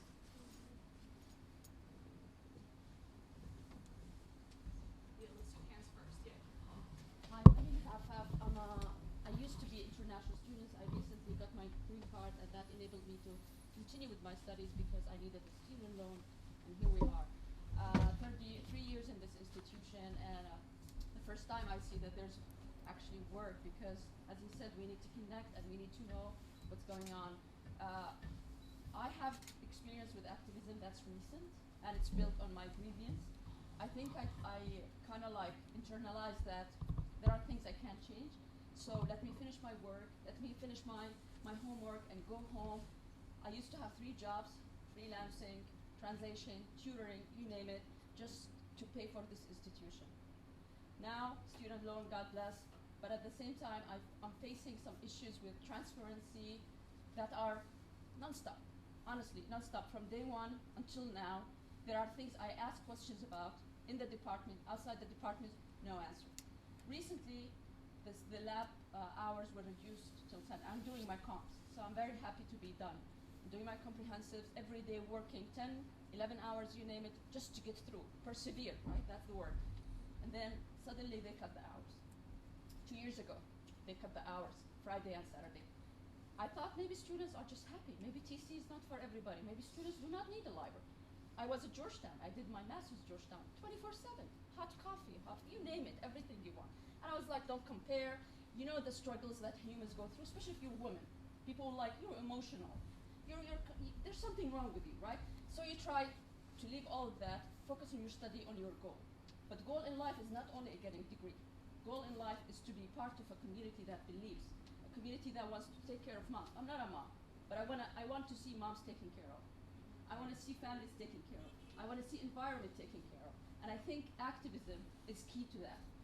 We might not have the same goals, but at the same time, if we can organize around something, we can achieve something. So recently, when I saw the labs, although I'm working, as I said, non-stop, no vacation, no time off, I decided I want to ask students to act. I have a lot of friends, thank God, and as you said, there's a lot of love. You have to believe in that love. So I asked my friends in the Department of Anthropology and Education, across the board, from international education, even from other curriculum and teaching. So everybody was like, yeah, we'll join you in an email. So I sent an email to the student affair and like, what's with the cutting of the hours? Why do we have to always hassle? If you don't have a laptop, or if you want access to journals, access to theses, why is it everything you have to consider? You're paying 1,700 for a credit hour, and yet you have to hassle through this, and you have to convince yourself every day that it's worth it. And I think that's the struggle. So finally I got to talk, but as you said, it's a lot of labor, because you have to author perfect emails. You time you think, no, it's worth it. And now hearing you, it's giving me a lot of actually courage to see that other students have been doing this. And I'm, like yesterday I have a meeting, but yet the Students Affair did not email me back, but I had a meeting with the head of the TCIT, and she said, you know, we'll put it back till 11, it's fine. And I said, no, we want actually 24/7, because there are dads who are waiting for their children to sleep to come from the residential spaces to study in the lab. The lab is quiet, and I invite you all to use these services. Their answer to me was like, they are not used. We have to close them, they're not used. And I'm like, you do not advertise. We do not know about resources. And even if they are not used, you do not close things like that. So as I said, it's a constant, and now I have like 15 names in the email and the CC. I appreciate those who deal with the redundancy, with the repetition, but as you said, there is something bigger than that. I could just walk away with my degree and think, that's it, but I believe for the future generations and the people who come here, we have to tell them that TC is actually amazing. And they can have amazing momentum in their life that they take pride in. I don't know if I said too much, if I am being too emotional, but this is my life for 3 years in this college, and I appreciate you listening to me.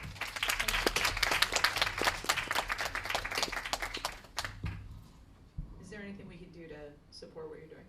Maybe getting on the email for 24/7. Can we get that email? I will send you the correspondences with Tom Rock. Just want to reiterate, if everyone could please sign in, put I your will. email address, because that's how we're going to My name is disseminate all Afaf, this AFF. information. I'm the only Afaf. Thank you so much for sharing that. I really appreciate you being here. Yeah. And if you come to our meeting, I will. think there's more we can I do. will. Okay, Thank you. great. Thank you so much for being here.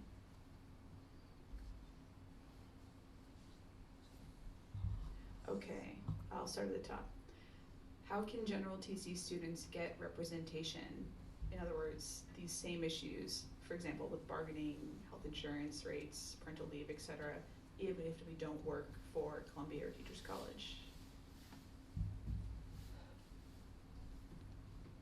I learned from some members from GWC. They said they identify or define student workers. Not only they are now working for Columbia or Teachers College, just Columbia, but also like the first year PhD student or the undergrad students. They are expected workers, and they are all covered by the union. So and they are benefit from the union. So I think there won't be a problem.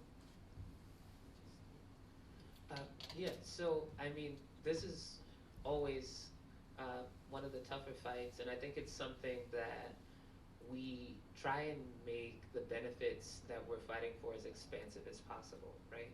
So even if you say you have someone in a PhD program where they might start the first year where they're not being asked to be a TA or a research assistant, but they're being asked to TA or be a research assistant in future years, right? You can possibly argue that they're expected to be a part of this unit, right? And so there's already a built-in expectation that they have to work for the university, which could be a case to put them in the contract. And so that's a part of what we're trying to bargain for right now, say with some of our first-year PhD students. It's tough, and it's partially because some universities are better than others about reading what we are trying to do. But yeah, and honestly, a union can be more expansive than work-related issues. It's just it has to have the power behind it to be able to force the university to do that. I'm sorry, I didn't mean to take the mic from you. Are you? Yeah. Okay. I just wanted to add that as you saw from our bucket list, a lot of the work that we're doing will impact the larger community. Workers have as Dominic was saying, workers have the ability to withhold labor, which can really put a lot of pressure on the school. But that's, I think, as the sustainability group pointed out, and as Music Ed pointed out, for Teachers College, what really matters to them is their public image. So I think there is a lot of leverage with Twitter, with working with Columbia Spectator, with local newspapers, with larger national newspapers, to let our issues and concerns be known as well. So I wanted to say that, but withholding labor is the real hammer that unions have to insist upon change. But the change that we're insisting for, we hope, will be what can positively impact the lives of every single student, regardless of their work status, regardless of their visa status, and as long as they're part of this community, they will benefit from it. Remember that we're working on improving housing, family leave, any kind of compensation and transparency, and fighting discrimination. So is there a difference between who qualifies for union representation based on degree type? So this is one of the reasons we called ourselves academic workers. In the beginning, we were trying to decide, like, should we represent only PhD students versus master students? Because sometimes there's a conflict of interest if the master students are helping to fund the PhD stipends. But academic workers really captures the fact that student employees are employees of the university and not just students. So regardless of degree type, if you are an RA, a teaching fellow, research assistant, course assistant, you would qualify under the union.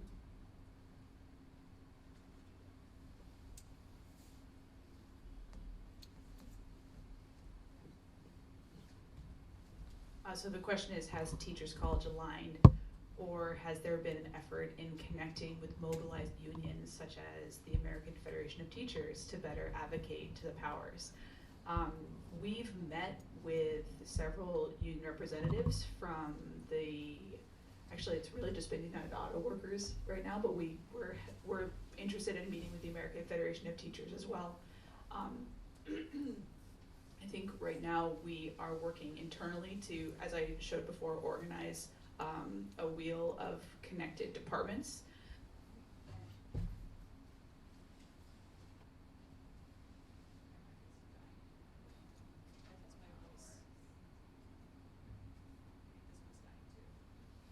Got like 5 more minutes. Okay, I will yell. So we are currently working on. Great. Thank you so much. We're currently working on organizing TC Within because I think, as the sustainability group pointed out, we survive graduation. We have a issue as graduate student organizers where we're done in 4 to 6 years and then we really never hear from people again. So we have to create a sustainable network. And there's really no point in us joining a larger union if we don't have a sustainable model. And by sustainable, I mean green sustainable and a humanitarian sustainable model. But with that said, I'm not saying we're not interested in organizing and getting a union to take us in. That's not what I'm saying at all, but I think the first step is to make sure that we are a strong body of organized people. And we are a collective and group that can vote democratically to decide together which union we want to join through an informed decision-making process.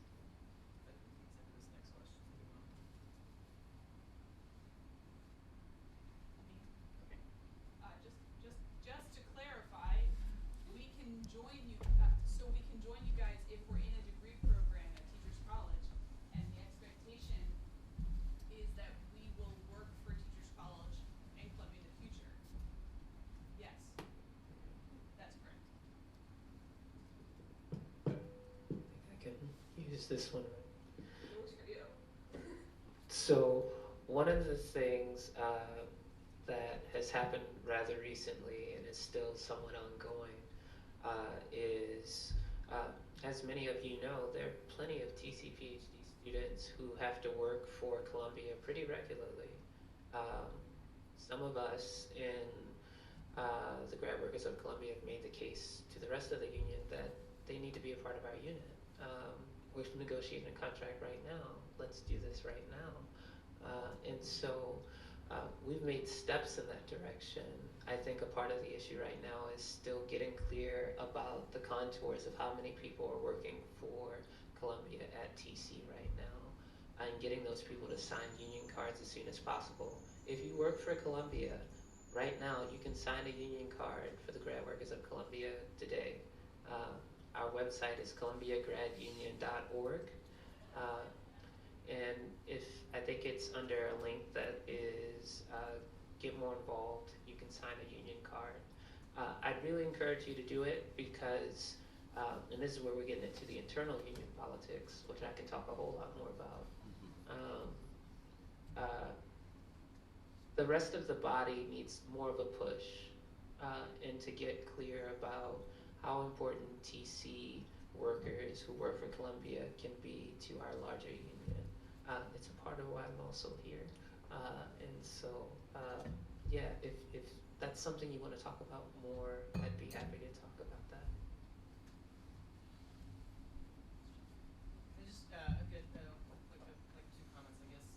So one, sort of what I was implying, just to this question of can I get involved even if I don't currently have a job with TC? Part of what Kate was mentioning in terms of talking about organizing as a SAC or a GSC first is that our goal for those organizations is that they're groups of students that support each other within the department so that they know the issues best, right? So that you can work together with your department administration, with your department faculty, to be able to get through the problems that I think all of us experience in one way, shape, form, or another throughout our time here. So that's one way to be involved, I think, right away. That doesn't tomorrow lead to benefits, housing, blah, blah, blah, blah, blah. But as Kate was mentioning, right, strengthens the unit, strengthens the body in a very demonstrable way so that those that do have a job, right, can fight for those things. Right? So there's a way to improve those numbers and improve that collective power without actually having a job. I do want to say that up front. The other thing is I think it's amazing that the three organizations that presented in front of us tonight are aligned, as he mentioned, on transparency, which really is to save money, right? Which is really to say there are calculations going on at this institution, at this college, that students are not privy to, and that if we were, we would have a lot more power to make suggestions, make recommendations, do the work ourselves to say, look, here's where it's being misspent, look, here's where it's being misattributed, et cetera, et cetera, et cetera, and do the work for them so that they don't really have an easy answer to rely on to kind of shut the door in our face. And I want to make that clear because it happened when people showed up to the doctoral student symposium that was at the beginning of this academic year. Back in fall in 2019, President Bailey showed up, Dr. Rowley was on the stage answering questions. It was a really beautiful moment when Kate pressured them on being transparent, and out of nowhere, for the first time ever, Dr. Bailey let slip the fact that there are over 1,000 doctoral students here at the college. Wow. And that was something that hadn't been known by students before that time, right? We don't know a lot another of piece things. of this. That's one of them. We do not know a lot of things. Like sometimes you hear information about fellowships and we're like, why wasn't it advertised? Yes. Why didn't I see it? All of these things. But the point that I'm really trying to make is that we only find out this information when we show up, right? When we show up, when we pressure them to their faces, right? Like when we raise our voice in person with a door that's closed with norms that says we're gonna have a conversation about that. So I want to say thank everybody in this room for showing up and sharing as they have. It's amazing to come here on a Friday night afternoon on Valentine's Day especially. Yeah. My hat goes off to everybody here. But the other question, right, is how do we get more people in this room? How do we go from this night back into our departments to generate organized bodies of people that we can convince to show up to places where it matters when it matters, right? That's, I think, a really big question that everybody in this room really needs to walk away with. So I just wanted to make sure it was there. That's all. Thank you so much, Josh. That was a really good,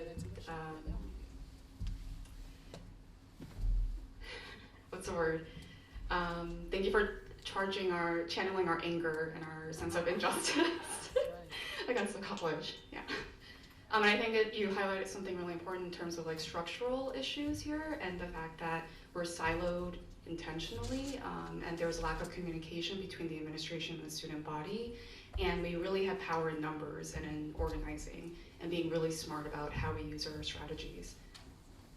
Was there another question on the board? There was a question about whether you can be a member of GWC and teacher college academic workers to COG, and the answer is yes. We're not a union yet, so membership is symbolic. We did bring symbolic membership cards if you want to sign, just for fun. But I work at Teachers College and at Columbia. I've signed a union membership card. I'm part of that kind of vulnerable community of Teachers College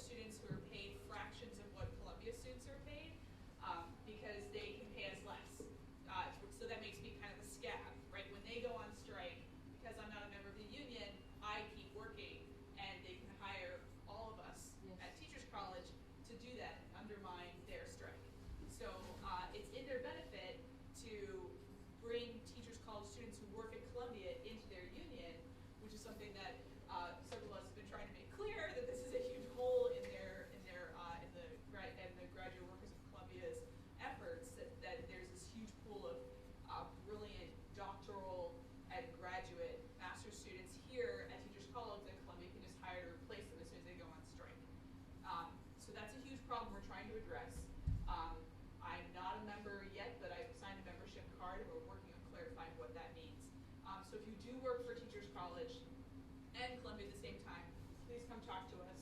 We can help you join the union at Columbia. And please come to this meeting that we're having on the 21st so that you can share your concerns, you can document your voice, and we can raise it up. Thank you. Thank you. Thank you so much. Open it up for like 5. Something that I didn't add, and my friend actually who had to leave to help with his child, he texted me, and again, it's a suggestion. It doesn't mean by any way that we want to reduce the labor, because if we suggest technology like, you know, swiping the car, or I don't know what you call it in English, accessible, like making labs, I'm afraid they will be like, okay, we'll get rid of the staff. So I don't know how to deal with that kind of challenge. You know what I mean? Like if we suggest everything to be you know? So this is another suggestion to maybe have a room with a few desktops that can be accessible for people who have these weird schedules. Yeah. I don't know if that makes sense.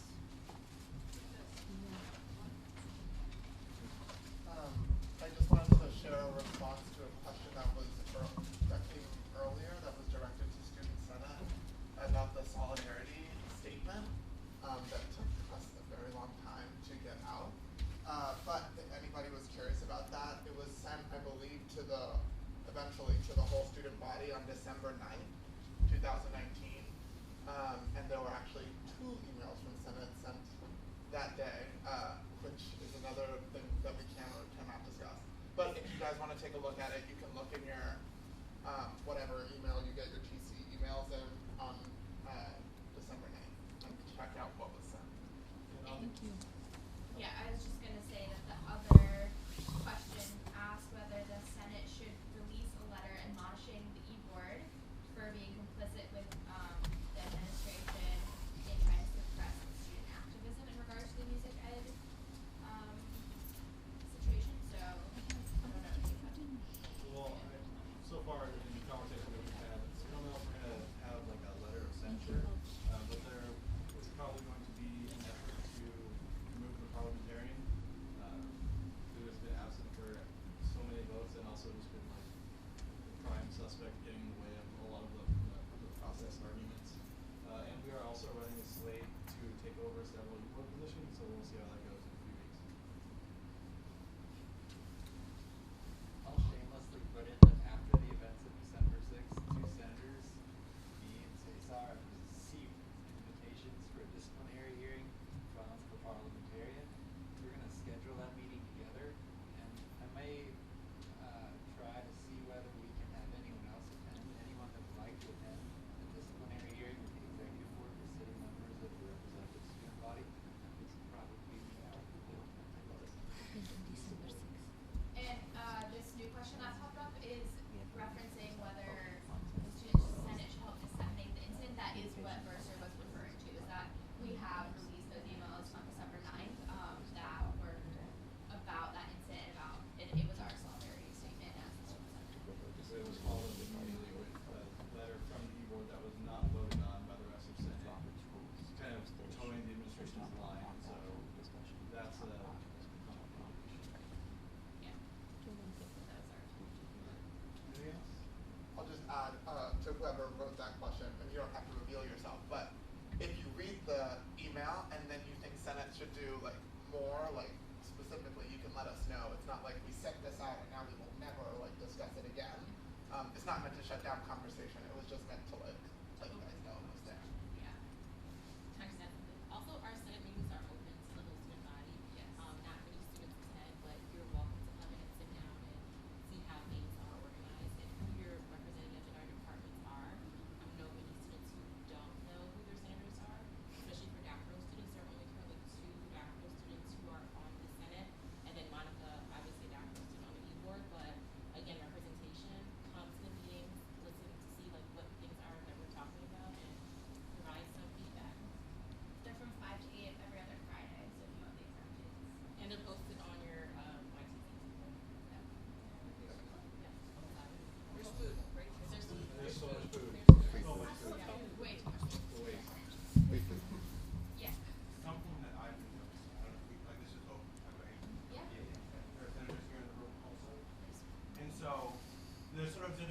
I've been seeing that's sort of fueled by the coronavirus, and I'm not interested in trying to help people unlearn. I gave that business up a few years ago, but I do think there's ignorance happening. People aren't really aware of what's happening, or what it is, or how it can be, I don't know, impacted, if you will. And so I've seen people actually in the hallways, and where there are Asian students coming down, they'll like switch sides or do really weird things. And so I'm wondering, because TC sent an email, a series of emails that I thought were pointless, if Senate, because I think senators are in the room right now, could actually follow up and maybe talk a little bit about, like, I don't know, like what's actually happening, fact versus myth, to sort of talk about the ignorance. The hate, I'm not interested in that, but the ignorance I think we can actually address. And since there's senators here, and I never go to the meeting, I don't go to the meetings, I'll just share with you now, it's disgusting, and I want you all to follow up and do something about it. Yeah. We agree, well, I can't speak for all of Senate, but I think the general feeling in Senate was that we agreed. We also noticed some xenophobia, and we are responding in the Senate fashion, which is kind of slow, because there's like, you have to craft the thing and then you have to vote on the thing, and then you have to vote on like how it will be sent out and distributed. What I will say is that are you also on that one with Shani and with the, yeah. So we have like, we're working on like a flyer, and a social media post, and I think like an email. Are there any other things? Yeah, so that exact like idea is what we're Yeah. working on, of something which is like the facts, in order to try to combat some of the ignorance. It was brought up by the administration at the last Senate meeting, some of the issues, but it didn't really seem like they were doing anything to address the issues, just kind of telling us what they were. So yeah, that is, I mean, really important for us to continue to work on. Just to build on that suggestion, which I think is right on. There have been some emails from faculty, just subtly saying who can and should come to certain meetings. I think maybe they're coming from a place of fear about exposure to the coronavirus. Like if you have traveled to China within a certain period of time, please don't come to office hours, that kind of stuff. So if you guys would be willing to send that information not just to students but to faculty who have much larger megaphones and sort of set the tone for the college, I would appreciate that. Yeah, that has to stop. To the tune of that, I know that the administration is collecting like bias incidents, so it would be useful if you have things like that to let them know. I don't know the exact process, but yeah. Anyway, so yes, that's obviously something that needs to be addressed. It's good for you guys to bring those up. To follow up on Kate, I'm also curious like what they actually do after the bias incidents are reported. Like what exactly is the process? What'd you say? What is exactly the process after a bias incident is reported? That is a great question. I do not know Not transparent. Yeah, we have no idea. what the answer to that question is. I think you're supposed to email Tom Robbins. He is the one who said he was collecting. Sorry. She is the office of This is just because it's relevant that it says time is of the essence or something like this, and yeah, I mean, I don't have anything to say except for that it's really bad and it's really And I think just if I could say comments to that too, I think it's really important. What I'm very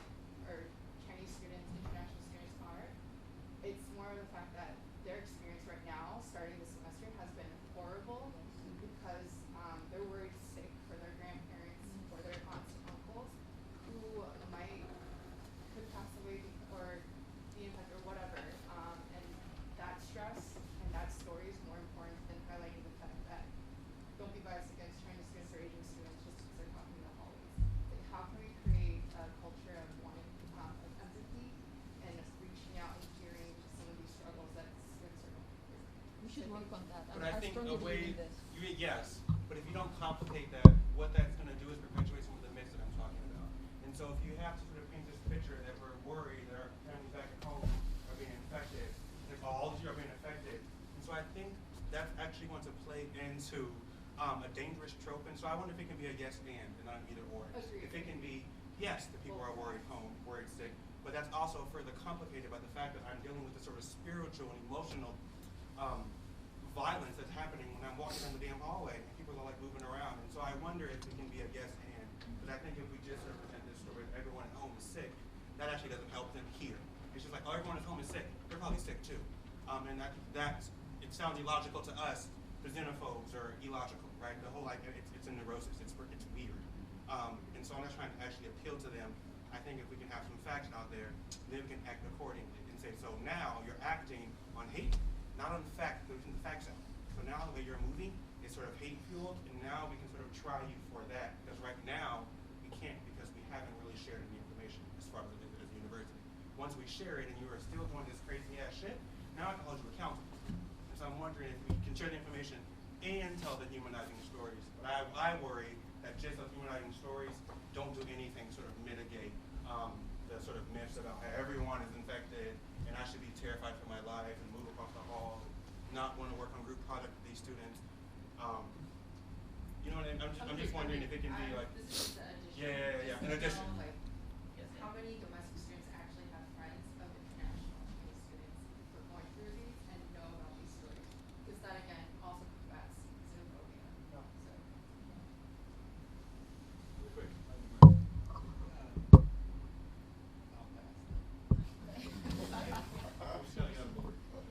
Yeah, real quick, I want to make sure that we're all in this room aware of two powers that we used recently, right, to get this to happen. One is we printed out papers with information on them about an event, and we put them all over the library and all over the hall and on the stalls in the bathroom. And we did it from our labs, where paper is paid for. You can do it from your department office, maybe, like whatever, right? Get information out there. Same thing, MyTC, right? Like nobody watches it, maybe, but if you post on every single section of MyTC with the same message, right? Like somebody's going to get it, and hopefully they'll notice the sort of ridiculousness in that and wonder, why did somebody have to say this 15 times across all these different sections? It must be a problem, right? Like let's use what things we have at our fingertips, right? To be able to pursue these important goals, I think. I guess something very short. Shanoy, thank you for differentiating hate and ignorance and also for showing so much care for parts of our community that right now are not receiving very much. I just wanted to give you two pieces of information and say it louder. First, the tech fellows have been trying to find ways to make classroom and pedagogical experiences continually accessible. Aside from the sort of ethical and moral issues attendant paying for classes, they should be able to continue their learning. Also, they should have an on-road back into a classroom culture that is accepting, tolerant, welcoming, and not one that comes with sort of silencing the stigma that comes from self-isolation, which, by the way, was voluntary. And I think we should be commending students that were pushed. In some of the reports I've gotten, rather coercively to self-isolate, and now have decided that they're going to do that for our safety and they're being done. Two, we were told in the last Senate meeting upon asking directly that therapeutic resources are going to be made available for anyone that would like to avail themselves of such resources, but since we have limited capacity here, some that would be from across campus, we will wait to see whether those resources are made available. Oh yeah. Very quickly on that point, the union has released a statement pretty soon that has very similar to international students.